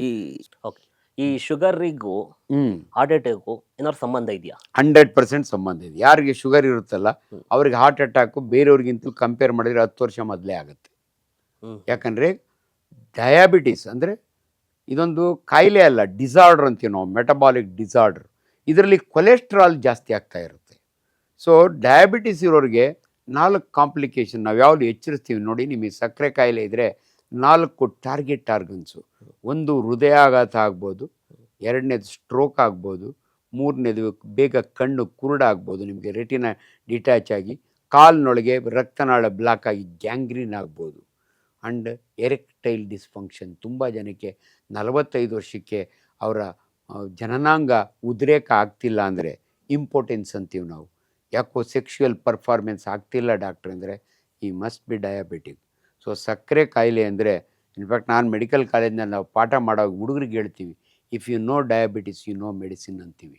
ಡಯಾಬಿಟಿಸ್ ಬಗ್ಗೆ ಒಂದು ವಿವರವಾಗಿ ನೀನು ಓದ್ಕೊಂಬಿಟ್ಟ ಅಂದರೆ ಇಡೀ ಮನುಷ್ಯನ ದೇಹದ ಕಾಯಿಲೆಗಳು ನಿನಗೆ ಗೊತ್ತಾಗುತ್ತೆ ಅಂತ. ಸೊ ಡಯಾಬಿಟಿಸ್ ಇನ್ನೊಂದಿನ ಬೇಕಾದರೆ ಡಯಾಬಿಟಿಸ್ ಬಗ್ಗೆನೇ ಸಾಕಷ್ಟು ವಿವರಗಳನ್ನ ಕೊಡೋಣ, ಎಷ್ಟೆಲ್ಲ ಕಾಂಪ್ಲಿಕೇಶನ್ಸ್ ಇದೆ ಅಂತ. ಇವತ್ತು ಹಾರ್ಟ್ಗೂ ಡಯಾಬಿಟಿಸ್ಗೂ ಸಂಬಂಧ ಇರೋದ್ರಿಂದ ಈ ಮಾತು ಹೇಳಿದೆ. ದಯವಿಟ್ಟು ಡಯಾಬಿಟಿಸ್ ಇರೋರು ನಿಮ್ಮ ಶುಗರ್ನ ಕರೆಕ್ಟಾಗಿ ಕಂಟ್ರೋಲ್ ಮಾಡಿಕೊಂಡ್ರೆ ಇಂಥ ಕಾಂಪ್ಲಿಕೇಶನ್ಸ್ನ ಮುಂದೆ ಹಾಕ್ಬೋದು. ಇಲ್ಲಾಂದರೆ ನಿಮಗೆ ಕಾಂಪ್ಲಿಕೇಶನ್ಸ್ ಜಾಸ್ತಿ, ಅನ್ಕಂಟ್ರೋಲ್ ಡಯಾಬಿಟಿಸ್. ಇತ್ತೀಚಿನ ದಿನಗಳಲ್ಲಿ ಒಂದು ಸುದ್ದಿ ಹೋರಾಡ್ತು. ನಮ್ಮ ರಾಕೇಶ್ ಪೂಜಾರ್ ಆಗಿರ್ಬೋದು, ನಮ್ಮ ಕನ್ನಡ ನಟರಾದ ಪುನೀತ್ ರಾಜ್ಕುಮಾರ್ ಅವರು, ಅವರಿಗೆ ಕಾರ್ಡಿಯೋ ಅರೆಸ್ಟ್ ಆಯಿತು ಅಂತ ಹೇಳ್ತಾರೆ. ಹೇಗೆ ಇದು ಕಾರ್ಡಿಯೋ ಅರೆಸ್ಟು? ಹೇಗೆ ಅಟ್ಯಾಕ್ ಆದಾಗ ಮನುಷ್ಯ ಯಾವ ಥರ ಪ್ರೊಸೀಜರ್ ಮುಂದೆ ಏನು ಇದು ಮಾಡ್ಕೊಬೇಕು ಅಂತ? ಇಲ್ಲ ನೋಡಿ, ಮನೆಯೊಳಗೆ ಆಗ್ಬೋದು ಹಾರ್ಟ್ ಅಟ್ಯಾಕು, ನೀವು ವರ್ಕ್ ಮಾಡೋ ಜಾಗದಲ್ಲಿ ಆಗ್ಬೋದು, ನೀವು ಡ್ರೈವ್ ಮಾಡ್ಕೋತಾ ಇರೋ ಆಗ್ಬೋದು. ಹಾರ್ಟ್ ಅಟ್ಯಾಕ್ ಆದರೆ ಫಸ್ಟ್ ಕೆಲಸ ನಿಲ್ಲಿಸ್ಬೇಕು ಅವ್ನು ಗಾಡಿ ಓಡಿಸ್ತಾ ಇದ್ರೆ, ಅಥವಾ ಬಸ್ನಾಗ ಯಾರಿಗಾನ ಆದರೆ ಬಿದ್ದೋದ್ರೆ ನಿಮಗೆ ನಾಲೆಡ್ಜ್ ಇದ್ದರೆ ಸುತ್ತಮುತ್ತಿರೋರಿಗೆ, ನನ್ನಂಥ ಡಾಕ್ಟ್ರ್ ಇದ್ರೆ ಇಮಿಡಿಯೇಟ್ಲಿ ಮಾಡ್ತೀನಿ. ಕಾರ್ಡಿಯಾಕ್ ಅರೆಸ್ಟ್ನೊಳಗೆ ಯಾವಾಗಲೂ ಕೂಡ ನಾವು CPR ಅಂತೀವಿ, ಕಾರ್ಡಿಯೋ ಪಲ್ಮನರಿ ರಿಸಸಿಟೇಷನ್. ಅಂಥವ್ರಿಗೆ ಹೃದಯ ನಿಂತೋಗಿರುತ್ತೆ, ಹೃದಯದ ಮೇಲೆ ಪ್ರೆಷರ್ ಕಂಪ್ರೆಷನ್ ಮಾಡ್ತೀವಿ. 1 ನಿಮಿಷಕ್ಕೆ 72 ಸಾರಿ, 15 ನಿಮಿಷ 15 ಪ್ರೆಸ್ ಆದಮೇಲೆ ಮೌತ್ ಟು ಮೌತ್ ಬ್ರೀತಿಂಗ್ ಕೊಡಬೇಕು. ಇದನ್ನು CPR ಅಂತೀವಿ. ಎರಡನೇದು, ಅವಕಾಶ ಸಿಕ್ಕಿದರೆ ಒಂದು ಸಬ್ಲಿಂಗ್ವಲ್ ಟ್ಯಾಬ್ಲೆಟ್ ಇರುತ್ತೆ, ಅದನ್ನು ಕುಡಿಸ್ಬೋದು, ಅಥವಾ ಆಸ್ಪಿರಿನ್ ಮಾತ್ರೆ ನುಂಗಿಸಿ ಆದಷ್ಟು ಬೇಗ ನಿಯರೆಸ್ಟ್ ಹಾಸ್ಪಿಟಲ್. ಇದು ಯಾಕೆ ಹೇಳ್ತೀನಿ ಅಂದರೆ, ಅನ್ಫಾರ್ಚುನೇಟ್ಲಿ ಎಲ್ಲರೂ ಕಾರ್ಡಿಯಾಲಜಿಸ್ಟ್ ಇರಲ್ಲ. ನೀವು ಬರೀ ಭಾಳ ಜನ ಸೆಲ್ಫ್ ಅಯ್ಯೋ ನನಗೆ ಬರೀ ಗ್ಯಾಸ್ಟ್ರಿಕ್ ಆಗಿದೆ ಅದಕ್ಕೆ ಎದೆ ಉರಿ ಇರುತ್ತೆ, ನೀವೇ ನೆಗ್ಲೆಕ್ಟ್ ಮಾಡಿಕೊಂಡು ಏನೋ ಮನೆ ಮದ್ದು ಮಾಡಿಕೊಂಡು ವೆಯ್ಟ್ ಮಾಡಬೇಡಿ. ನೀವು ಹಾಸ್ಪಿಟ್ಲಿಗೆ ಹೋದ್ಮೇಲೆ ಅವರೆಲ್ಲ ಚೆಕಪ್ ಮಾಡಿ, ಇಲ್ಲ ಇದು ಹಾರ್ಟ್ ಅಟ್ಯಾಕ್ ಅಲ್ಲ ಬರೀ ಗ್ಯಾಸ್ಟ್ರೈಟಿಸ್ ಅಂದರೆ ಅಟ್ಲೀಸ್ಟ್ ದೇವ್ರಿಗೆ ಕೈ ಮುಗಿದು ಬನ್ನಿ. ಅಟ್ಲೀಸ್ಟ್ ಒಬ್ಬ ಉಳ್ಕೊಂಡು 100 ಜನ ಹಂಗೆ ಹೋಗಿ 98 ಜನ ವಾಪಸ್ ಬರ್ಬೋದು, ಆದರೆ ಇಬ್ಬರಾದರೂ ಜೀವ ಉಳಿಯುತ್ತೆ. ಸೊ ಅದಕ್ಕೆ ಜನಗಳಿಗೆ ಒಂದು ಇನ್ಸ್ಟ್ರಕ್ಷನ್, ನಿಮ್ಗೆ ಎದೆ ನೋವು ಬಂದು ಶಾಕ್ ಆದಂಗಾಗಿ, ಹಣೆ ಮೇಲೆ ಬೀಡೆಡ್ ಸ್ವೆಟ್ ಬಂದು ಸುಸ್ತಾಗಿ ಈ ರೀತಿ ಆದಾಗ, ಅನ್ಫಾರ್ಚುನೇಟ್ಲಿ ಅವ್ರನ್ನ ಯಾಕೆ ಹಂಗೆ ಮಾಡಲಿಲ್ಲ ಅಂದರೆ ಟೈಮ್ ಇರಲಿಲ್ಲ. ಗೋಲ್ಡನ್ ಟೈಮ್ ಅಂತೀವಿ ನಾವು, 5 ಮಿನಿಟ್ಸ್. ಆ 5 ಮಿನಿಟ್ಸ್ನಾಗ ರಿವೈವ್ ಮಾಡಬೇಕು. ಇಲ್ಲ ಅಂದರೆ ಎಲ್ಲರೂ ಸತ್ತು ಹೋಗಲ್ಲ. ಹಾರ್ಟ್ ಅಟ್ಯಾಕ್ ಹತ್ತಿರ ಇಮಿಡಿಯೇಟ್ಲಿ ಹಾಸ್ಪಿಟಲ್ ಶಿಫ್ಟ್ ಮಾಡಿದರೆ ಅಲ್ಲಿ ಹೋದ ತಕ್ಷಣ ಕ್ಲಾಟ್ ಡಿಸಾಲ್ವಿಂಗ್ ಇಂಜೆಕ್ಷನ್ ಇರುತ್ತೆ, ಸೊ ಅದನ್ನು ಕೊಡ್ತಾರೆ. ಆಮೇಲೆ ಇಂಟರ್ವೆನ್ಷನ್ ಇರುತ್ತೆ, ಆಂಜಿಯೋಗ್ರಾಮ್ ಅಂತ ಮಾಡ್ತೀವಿ, ಸ್ಟೆಂಟ್ ಹಾಕ್ಬಿಡ್ತಾರೆ, ಒಂದು ವೆಸಲಿದೆ, ಜೀವ ಉಳ್ಕೊಳ್ತು. ಸೊ ಆದ್ದರಿಂದ ಜನಗಳಿಗೆ ಒಂದು ಮನವಿ, ನೀವು ಟೈಮ್ ವೇಸ್ಟ್ ಮಾಡಬೇಡಿ, ಆದಷ್ಟು ನಿಯರೆಸ್ಟ್ ಹಾರ್ಟ್ ಹಾಸ್ಪಿಟ್ಲಿಗೆ ಫಸ್ಟ್ ಕರ್ಕೊಂಡೋಗಿ. ಲೋಕಲ್ಲೇ ಮಾಡೋದು. ನಮ್ಮ ಜನ ಏನು ಮಾಡ್ತಾರೆ, ಅನ್ಫಾರ್ಚುನೇಟ್ಲಿ ಯಾವುದೇ ಎಮರ್ಜೆನ್ಸಿ ಬರಲಿ, ನೀರು ತೊಗೊಂಬ ನೀರು ಕೊಡ್ತಾರೆ. ದಯವಿಟ್ಟು ಕೈ ಮುಗಿತೀವಿ, ನೀರು ಜೀವಜಲ ಅಲ್ಲ. ನಾನು ಇದನ್ನು ಭಾಳ ಸಾರಿ ಹೇಳಿದ್ದೀನಿ. ಆಕ್ಸಿಡೆಂಟ್ ಆದಾಗೂ ಅಷ್ಟೇ, ಅವ್ನು ತೇಲ್ಗಣ್ಣು ಮೇಲ್ಗಣ್ಣು ಬಿರ್ತಿರ್ತಾನೆ, ಜನ ನೀರು ಕುಡ್ಸೋಕ್ಕೆ ನೋಡ್ತಾರೆ, ನೀರಿಂದ ಸತ್ತೋಗ್ತಾನೆ ಹೊರತು ಬದುಕೋದಿಲ್ಲ. ಜನಗಳಿಗೆ ಏನಂದರೆ ನೀರು ಜೀವಜಲ ಅಂತಾರೆ. ನಾನು ಭಾಳ ಸಾರಿ ಹೇಳಿದ್ದೀನಿ, ಆಕ್ಸಿಡೆಂಟ್ ಆದಾಗೆ ತೇಲ್ಗಣ್ಣು ಬಡ್ಕೊಂಡವನೇ ನೀರು ಕೊಟ್ಟರೆ ನಮಗೇನು ತೊಂದರೆ ಇಲ್ಲ. ಅವ್ನಿಗೆ ತೇಲ್ಗಣ್ಣು ಮೇಲ್ಗಣ್ಣು ಬಿಡ್ತಿರ್ತಾನೆ, ಅರ್ಧ ಜೀವ ಇರುತ್ತೆ, ಎಲ್ಲಿದ್ದೀನಿ ಅಂತ ಗೊತ್ತಿರಲ್ಲ. ಇವನು ನೀರು ಕುಡಿಸಿದ್ರೆ ಅವ್ನು ಕುಡಿಯೋಕ್ಕಾಗಲ್ಲ, ಗುಟುಕ್ಸೋಕ್ಕಾಗಲ್ಲ. ಆದರೂ ಇವ್ರು ಬಲಂತ ಮಾಡಿ ಬಾಯಿನಾಗಿತ್ತು ಬಾಟ್ಲ್ ಎತ್ತ ಅಂದರೆ ನೀರು ಒಳಗೋಗುತ್ತೆ. ಅನ್ನನಾಳಕ್ಕೆ ಹೋಗೋದ್ರ ಬದಲು ಶ್ವಾಸನಾಳಕ್ಕೆ ಹೋಗಿ ಮನುಷ್ಯನ ತಲೆನ ಬಕೆಟ್ನೊಳಗೆ ಅದ್ಮಿಡ್ಕೊಂಡ್ರೆ ಹೆಂಗೆ ಸತ್ತೋಗ್ತಾನೋ ಹಂಗೆ ಸತ್ತೋಗ್ತಾನೆ. ಇದು ಭಾಳ ಸಾರಿ ನಾನು ಅನೇಕ ಮಾಧ್ಯಮಗಳಲ್ಲಿ ಅನೇಕ ಸಾರಿ ಹೇಳಿದ್ದೀನಿ. ದಯವಿಟ್ಟು ಭಾಳ ಜನ ನೀರು ಕುಡ್ತೋ, ನೀವು ಸೀರಿಯಲ್ನ ನೋಡಿ, ಸಿನಿಮಾದೊಳಗೆ ನೋಡಿ, ಬರೀ ಇದೇ ಕೆಲಸ ಮಾಡ್ತಾರೆ. ದಯವಿಟ್ಟು ನೀರು ಜೀವಜಲ ಅಲ್ಲ. ಬಡ್ಕೋತಿರೋನೇನೋ ಆಸೆ, ನೀರು ಕೊಡ್ರಿ ಅಂತ ಕೊಡಿ. ಯಾರು ತೇಲ್ಗಣ್ಣು ಮೇಲ್ಗಣ್ಣು ಬಿಡ್ತಿರ್ತಾರಲ್ಲ, ಸೆಮಿ ಕಾನ್ಷಿಯಸ್ ಅಂತೀವಿ ನಮ್ಮ ಭಾಷೆಯಲ್ಲಿ, ಅನ್ಕಾನ್ಷಿಯಸ್ ಅಂತೀವಿ. ಅಂದರೆ ಜ್ಞಾನ ಇರಲ್ಲ, ಜೀವ ಇರುತ್ತೆ. ಆದ್ದರಿಂದ ದಯವಿಟ್ಟು ಈ ಹಾರ್ಟ್ ಅಟ್ಯಾಕ್ ಆದಾಗೆ ನೀರು ಕುಡಿಸೋದು ಇಂಪಾರ್ಟೆಂಟ್ ಅಲ್ಲ. ಅದಕ್ಕಿನ್ನ ಮಜಾ ಅಂದರೆ ಈ ಪೇಷಂಟ್ಗಳು ಶಿಫ್ಟ್ ಮಾಡೋಗೆ ಕುಂಡ್ರಿಸಿ ಶಿಫ್ಟ್ ಮಾಡಬಾರ್ದು, ಗಾಡಿ ಒಳಗೆ, ಆಟೋ ಒಳಗೆ, ಅಥವಾ ಅಂಗ್ತಾನ ಮಲಗಿಸಿ ಶಿಫ್ಟ್ ಮಾಡಬಾರ್ದು, ಸೈಡಿಗೆ ತಿರುಗಿಸ್ಬೇಕು. ಯಾಕಂದರೆ ವಾಂತಿ ಆಗುತ್ತೆ, ಆ ವಾಂತಿ ಈಚೆಗೆ ಬರಬೇಕು. ಕೆಲವು ಸಮಯ ವಾಂತಿ ಮಾಡಿದ್ದು ವಾಪಸ್ ಹೋಗುತ್ತೆ. ನಾವು ಆಸ್ಪಿರೇಷನ್ ಅಂತೀವಿ, ಬಾಯಿಂದ ಬಂದಿದ್ದು ವಾಪಸ್ ಹೋಗುತ್ತೆ, ಲಂಗ್ಸ್ಗೆ ಹೋಗುತ್ತೆ, ಸತ್ತು ಹೋಗ್ತಾರೆ. ಆಸ್ಪಿರೇಷನ್ ಡೆತ್ ಅಂತೀವಿ. ಸೊ ದಯವಿಟ್ಟು ಇಂಥ ಆ ಪೇಷಂಟ್ನ ಶಿಫ್ಟ್ ಮಾಡೋದು ಇಂಪಾರ್ಟೆಂಟ್. ನಿಮ್ಗೊಂದು ಜ್ಞಾನ ಇರಬೇಕು, ಒಂದು ಐಡಿಯಾ ಇರಬೇಕು. ಆಕ್ಸಿಡೆಂಟ್ ಪೇಷಂಟ್ಗಳ್ನು ಅಷ್ಟೇ, ನಾನು ಎಷ್ಟೋ ಸಾರಿ ನೋಡ್ತೀನಿ, ಎಷ್ಟೋ ಜನ ತಲೆ ಚಕ್ಕರ್ ಬಂದು ಬಿದ್ದೋಗಿರ್ತಾರೆ. ಇಲ್ಲಿ ಇನ್ನೊಂದು ನಿಮಗೆ ಸಿಂಪಲ್ ಹೇಳ್ತೀನಿ ನಾನು. ಹೈಪೋ ಟೆನ್ಷನ್ ಅಂತೀವಿ, ಮನುಷ್ಯನ ಬ್ಲಡ್ ಪ್ರೆಷರ್ ಕಡಿಮೆ ಆದರೆ ಹಂಗೆ ಕುಸ್ತು ಬೀಳ್ತಾರೆ. ನಾನು ಇದುವರೆಗೂ ನೆನಪಿದೆ, 18-19 ವರ್ಷದ ಹಿಂದೆ ಬೆಂಗಳೂರಿನ ಒಂದು ಫಿಲಾಮಿನಾ ಸ್ಕೂಲ್ ಇರ್ಬೇಕು ನನಗೆ ನೆನಪಿದ್ದಂಗೆ, ಒಂದು ಹುಡುಗಿ ಡ್ರಿಲ್ ಮಾಡೋಕ್ಕೆ ನಿಲ್ಲಿಸಿರ್ತಾರೆ, ಬೆಳಗ್ಗೆ ಹೊತ್ತು ಇದು ಮಾಡ್ತಾರಲ್ಲ ಡ್ರಿಲ್ ಸ್ಕೂಲ್ನಲ್ಲಿ, ಅವಳು ಇದ್ಕಿದ್ದಂಗೆ ಹಂಗೆ ಬಿದ್ದೋಗ್ತಾಳೆ. ಹಂಗೆ ಬಿದ್ದೋಳನ್ನ ಹಂಗೆ ಬಿದ್ದಿದ್ರೆ ಉಳ್ಕೊಂಡಿರೋಳು. ನಾನು ಭಾಳ ಸಾರಿ ಹೇಳಿರ್ತೀನಿ, ದಯವಿಟ್ಟು ಬಿದ್ದೋದವ್ರನ್ನ ಹಿಡ್ಕೋಬೇಡಿ, ಬೀಳೋದು. ಯಾಕಂದರೆ ನಿಂತಿದ್ದಾಗೆ ಬ್ಲಡ್ ಪ್ರೆಷರ್ ಕಡಿಮೆ ಆಗುತ್ತೆ. ಯಾಕಂದರೆ ಮೀನ್ಕಂಡ, ನಾವು ಮೀನ್ಕಂಡನ ಪೆರಿಫರಲ್ ಆರ್ಟ್ ಅಂತೀವಿ ನೋಡಿ. ಇದು ಒಂದು ಇನ್ಫಾರ್ಮೇಷನ್ ನಿಮಗೆ, ಇದು ನಮ್ಮ ಸೆಂಟ್ರಲ್ ಆರ್ಟು. ನಮ್ಮ ಮೀನ್ಕಂಡನ ಪೆರಿಫರಲ್ ಹಾರ್ಟ್ ಅಂತೀವಿ. ಅದು ಹೆಂಗೆ ಕೆಲಸ ಮಾಡುತ್ತೆ ಅಂದರೆ, ಅದು ಪಂಪ್ ಮಾಡಿದರೆ ಕಾಲ್ನಾಗಿರೋ ಬ್ಲಡ್ ವಾಪಸ್ ಬರುತ್ತೆ.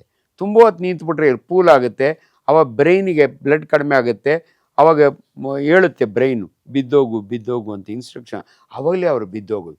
ದಯವಿಟ್ಟು ಬಿದ್ದೋಗೋರ್ನ ಹಿಡ್ಕೋಬೇಡಿ, ಮೆಲ್ಲಗೆ ಹಿಡ್ಕೊಂಡು ಹಂಗೆ ಮಲಗಿಸಿದ ತಕ್ಷಣ ಕುಂಡ್ರಿಸ್ಬೇಡಿ. ಅವರಾಗ ಅವರೇ ಎದ್ದೇಳ್ತಾರೆ 5 ನಿಮಿಷದಲ್ಲಿ. ಅನ್ಫಾರ್ಚುನೇಟ್ಲಿ ಆ ಸ್ಕೂಲ್ನಾಗ ಏನಾಯಿತು ಅಂದರೆ, ಗೌರ್ಮೆಂಟ್ ಸ್ಕೂಲ್ ಆಗಿದ್ದರೆ ಪಾಪ ಹಂಗೆ ಬಿದ್ದಿರೋರು, ಅದು ಇದು ಕೀ ತಂದ್ಕೊಡು ಅನ್ನೋರು.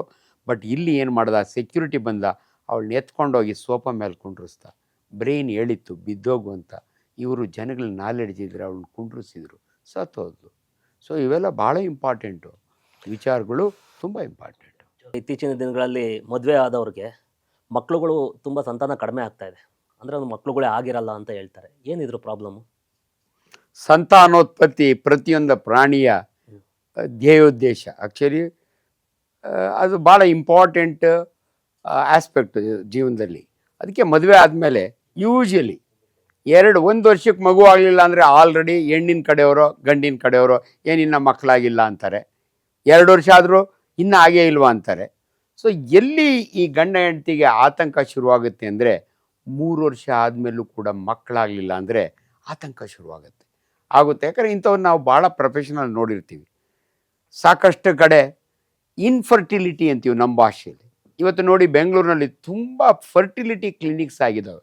ನಾನು MBBS ಓದೋವಾಗ ಒಂದು ಫರ್ಟಿಲಿಟಿ ಕ್ಲಿನಿಕ್ ಇರಲಿಲ್ಲ. ಇವತ್ತು ಮಕ್ಕಳಾಗದವ್ರಿಗೆ ಅದು ಭಾಳ ಇಂಪಾರ್ಟೆಂಟ್ ಆಸ್ಪೆಕ್ಟು. ಸೊ ಮಕ್ಕಳು ಆಗಬೇಕು ಅಂದರೆ ಏನಾದರೂ ಹೆಲ್ಪ್ ಬೇಕು, ಗೈನಕಾಲಜಿಸ್ಟು, ಆಂಡ್ರಾಲಜಿಸ್ಟು. ಇದಕ್ಕೆ ಸಿಂಪಲ್ಲಾಗಿ ಹೇಳಬೇಕು ಅಂದರೆ, ಅನೇಕ ಹೆಣ್ಣು ಮಕ್ಕಳಿಗೆ ಟೆಸ್ಟ್ ಮಾಡಿಸ್ತಾನೆ ಇರ್ತಾರೆ, ಗಂಡು ಮಕ್ಕಳಿಗೆ ಟೆಸ್ಟ್ ಮಾಡಿಸೋದೇ ಇಲ್ಲ.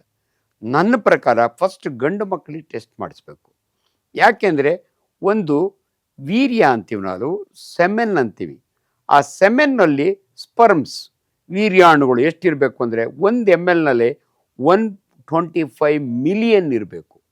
ಈಗ ನೋಡಿ ಜನಗಳಿಗೆ ಎಷ್ಟು ಸರಳವಾಗಿ ಹೇಳಬೇಕು ಅಂದರೆ, ಹೆಣ್ಣು ಮಕ್ಕಳಲ್ಲಿ ತಿಂಗಳಿಗೆ ಒಂದೇ ಒಂದು ಮೊಟ್ಟೆ ಬರುತ್ತೆ, ಒಂದು ಎಗ್. ಆ ಎಗ್ನ ಫರ್ಟಿಲೈಸ್ ಮಾಡಲಿಕ್ಕೆ ಎಷ್ಟು ಮಿಲಿಯನ್ ಸ್ಪರ್ಮ್ಸ್ ಬೇಕು ಅಂದರೆ, ಯೂಶಲಿ 3-5 ml ವೀರ್ಯ ಒಂದು ಸಾರಿ ಸೆಕ್ಸ್ ಮಾಡಿದಾಗೆ.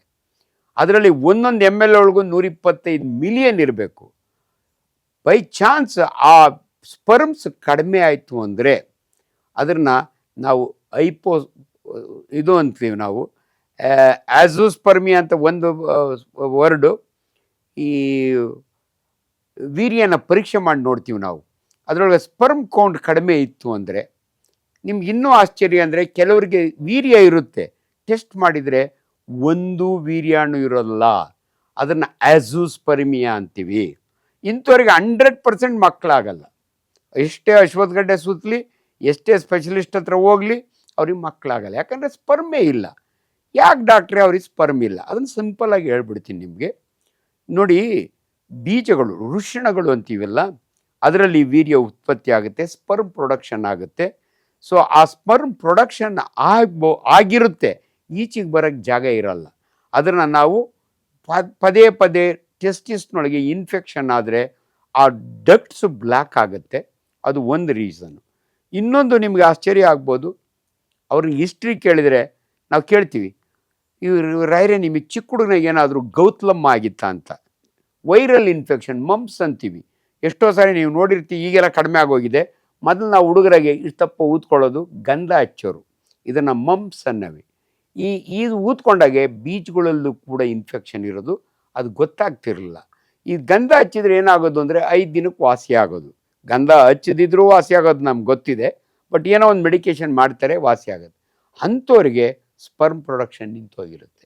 ಇದನ್ನು ಭಾಳ ಇಂಪಾರ್ಟೆಂಟು. ಅದಕ್ಕೆ ನಾನು ಭಾಳ ಸಾರಿ ಹೇಳ್ತೀನಿ, ಹೆಣ್ಮಕ್ಳನ್ನ 28 ಕಡೆ ಹೋಗಿ ದಿನಾ ಸ್ಕ್ಯಾನ್ ಮಾಡೋದ್ರ ಬದಲು ಒಂದು ಸಾರಿ ಒಂದು semen analysis, so semen analysis ಮಾಡಿದರೆ, ಅಂದರೆ ವೀರ್ಯ ಪರೀಕ್ಷೆ ಮಾಡಿದರೆ, ವೀರ್ಯದಲ್ಲಿ ವೀರ್ಯಾಣು ಕಡಿಮೆ ಇದ್ದರೆ ಅಂಥವರಿಗೆ ವೀರ್ಯಾಣುಗಳನ್ನು ಇನ್ಕ್ರೀಸ್ ಮಾಡೋವಂಥ ಮೆಡಿಸನ್ಗಳಿದ್ದಾವೆ. ಇದಕ್ಕೆ ಯಾರನ್ನ ಸ್ಪೆಷಲಿಸ್ಟ್ ಇದ್ದಾರ ಡಾಕ್ಟ್ರೆ? ಯೂಶ್ವಲಿ ಅಂಥವ್ರನ್ನ ನಾವು ಆಂಡ್ರಾಲಜಿಸ್ಟ್ಸ್ ಅಂತೀವಿ ನಾವು.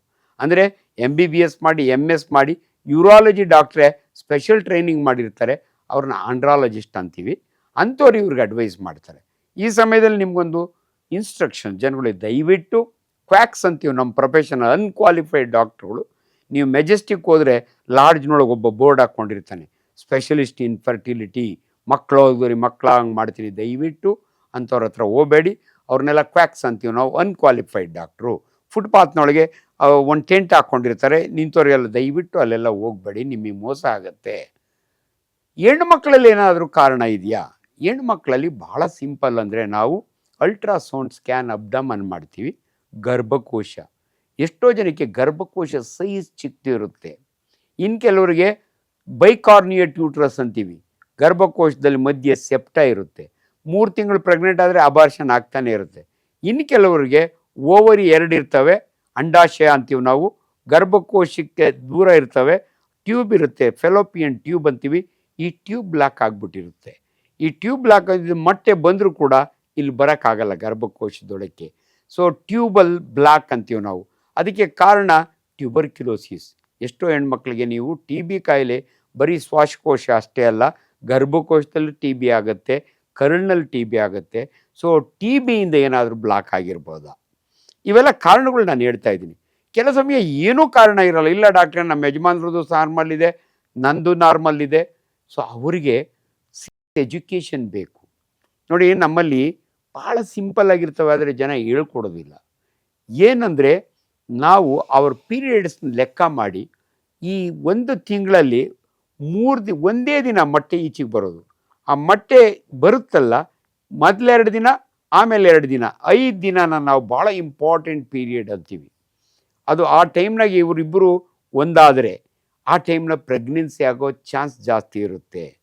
ಪೀರಿಯಡ್ಸ್ ಆದ 1 ವಾರ, ಪೀರಿಯಡ್ಸ್ಕಿನ್ನ ಒಂದು ವಾರ ಮೊದಲು ಇವರು ಒಟ್ಟಿಗೆ ಸೇರಿದರೆ ಮಕ್ಕಳಾಗಲ್ಲ. ಯಾಕಂದರೆ ಆ ಟೈಮ್ನಾಗ ಬರಲ್ಲ. ಇದನ್ನು ಗೈನಕಾಲಜಿಸ್ಟ್ ಆಗಲಿ ನಾವಾಗಲಿ ಅವ್ರಿಗೆ ಹೇಳ್ಕೊಡ್ಬೇಕು, ಕ್ಯಾಲ್ಕುಲೇಟ್ ಮಾಡಿ, ಅವ್ರ ಪೀರಿಯಡ್ಸ್ ಕ್ಯಾಲ್ಕುಲೇಟ್ ಮಾಡಿ. So which is the dangerous period? Dangerous period ಅಂದರೆ ಮಕ್ಕಳಾಗೋರಿಗೆ ಅನುಕೂಲವಾದ ದಿನ. ಮಕ್ಕಳು ಬೇಡ ಅನ್ನೋರಿಗೆ ಆ ಟೈಮ್ನ ಅವಾಯ್ಡ್ ಮಾಡಿದರೆ ಅವ್ರಿಗೆ ಮಕ್ಕಳಾಗಲ್ಲ. ಇಷ್ಟು ಸರಳ ವಿಚಾರಗಳನ್ನ ಅವ್ರಿಗೆ ತಿಳಿಸ್ಕೊಡ್ಬೇಕು.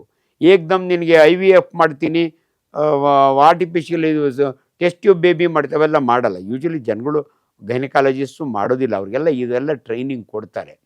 ಇವನ್ ಸೆಮೆನ್ ಕೌಂಟ್ ಕಡಿಮೆ ಇತ್ತು ಅಂದರೆ ಸ್ಪರ್ಮ್ ಕೌಂಟು ಅದಕ್ಕೆ ಇಂಪ್ರೂವ್ ಮಾಡೋವಂಥ ಡ್ರಗ್ಸ್ ಇರ್ತವೆ. ಅವೆಲ್ಲ ನಾನು ಇವಾಗ ಇದರೊಳಗೆ ಹೇಳ್ಬಾರ್ದು, ಹೇಳಕ್ಕೆ ಹೋಗಲ್ಲ. ಸೊ ಜನಗಳಿಗೆ ಒಂದು ಇನ್ಸ್ಟ್ರಕ್ಷನ್ ಏನಂದರೆ, ದಯವಿಟ್ಟು ಇನ್ಫರ್ಟಿಲಿಟಿ ಸೆಂಟರ್. ಬಟ್ ಅನ್ಫಾರ್ಚುನೇಟ್ಲಿ ಇವತ್ತು ಮಿಡ್ಲ್ ಕ್ಲಾಸ್ ಪೀಪಲ್ಗೆ ಈ ಇನ್ಫರ್ಟಿಲಿಟಿ ಸೆಂಟ್ರಿಗೆ ಹೋದರೆ ತಡ್ಕೊಳಕ್ಕಾಗಲ್ಲ, ಅಷ್ಟು ಖರ್ಚು ಬರ್ತವೆ. ಪ್ರತಿ ಸಾರಿ ಕನ್ಸಲ್ಟೇಷನ್, ಟೆಸ್ಟು, IVF ಮಾಡ್ತೀನಿ ಅಂದರೆ 3.5 ಲಕ್ಷ. ಅನ್ಫಾರ್ಚುನೇಟ್ಲಿ ಅವ್ರ ಕಷ್ಟ ನೋಡಿದ್ರೆ ನಮಗೆ ವಾಣಿ ವಿಲಾಸ್ಗೆ ಹೋಗ್ತೀರಾ, ಕೆಂಪೇಗೌಡ ಮೆಡಿಕಲ್ ಕಾಲೇಜ್ಗೆ ಹೋಗ್ತೀರಾ, ಯೂಶಲಿ ಟೀಚಿಂಗ್ ಹಾಸ್ಪಿಟ್ಲಲ್ಲಿ ಕಡಿಮೆ ಇರುತ್ತೆ. ಬಟ್ ಏನಂದರೆ ಪರ್ಸನಲ್ ಅಟೆನ್ಷನ್ ಸಿಗೋದಿಲ್ಲ ಅವಾಗ. ಹಂಗಾಗಿ ಜನ ಕಷ್ಟನೋ ಸುಖನೋ ಏನೋ ಮಾರ್ತೀನೋ ಮಾಡಿ ಇದು ಮಾಡಿ ನೋಡ್ತಾರೆ. ಈಗ ಅದು ಕೃತಕವಾಗಿ ಮಗುನ ಪಡ್ಕೊತಾರಲ್ಲ, ಅವ್ರ ಬಗ್ಗೆ ಏನು ಹೇಳಕ್ಕೆ ಇಷ್ಟಪಡ್ತಾರೆ? ಅದೇ, ಯಾವಾಗ ನಾರ್ಮಲಿ ಆಗಲ್ಲ ಅವಾಗ ಕೃತಕ ಮಕ್ಕಳಿಗೆ ಅವಕಾಶ ಇದೆ. ಅದು ಸೇಫ್ ಸೈಡ್ ಆಗಿರುತ್ತಾ? ಅದು ಆಗೋದು ಡೆಫಿನೆಟ್ಲಿ ಸೇಫ್. ಕೃತಕ ಬೇಬಿ ಮಾಡಿಕೊಡೋದು it is quite safe. But ದುಡ್ಡು ಖರ್ಚು ಬರುತ್ತೆ, ತನ್ನದೇ ಆದ ರಿಸ್ಕ್ ಇರ್ತವೆ, ಇಲ್ಲ ಅನ್ನಲ್ಲ. ಬಟ್ ಏನಂದರೆ ಕರೆಕ್ಟ್ ಸೆಂಟ್ರ್ಗಳು ಬೇಕು. ಎಷ್ಟೋ ಕಡೆ ಅವ್ರಿಗೆ ಆಗೋದೇ ಇಲ್ಲ, ಅವ್ರ ಹತ್ರ ಪ್ರೊಸೀಜರ್ ಇರುತ್ತೋ ಇಲ್ವೋ. ಸೊ ಇಲ್ಲಿ 2 ಆಸ್ಪೆಕ್ಟು. ಒಂದು ಫೈನಾನ್ಷಿಯಲ್ ಪ್ರಾಬ್ಲಮ್, ಎರಡನೇದು ಆತಂಕ, ಮಕ್ಕಳಾಗಲಿಲ್ಲ. ಇದು ಭಾಳ ಇಂಪಾರ್ಟೆಂಟು.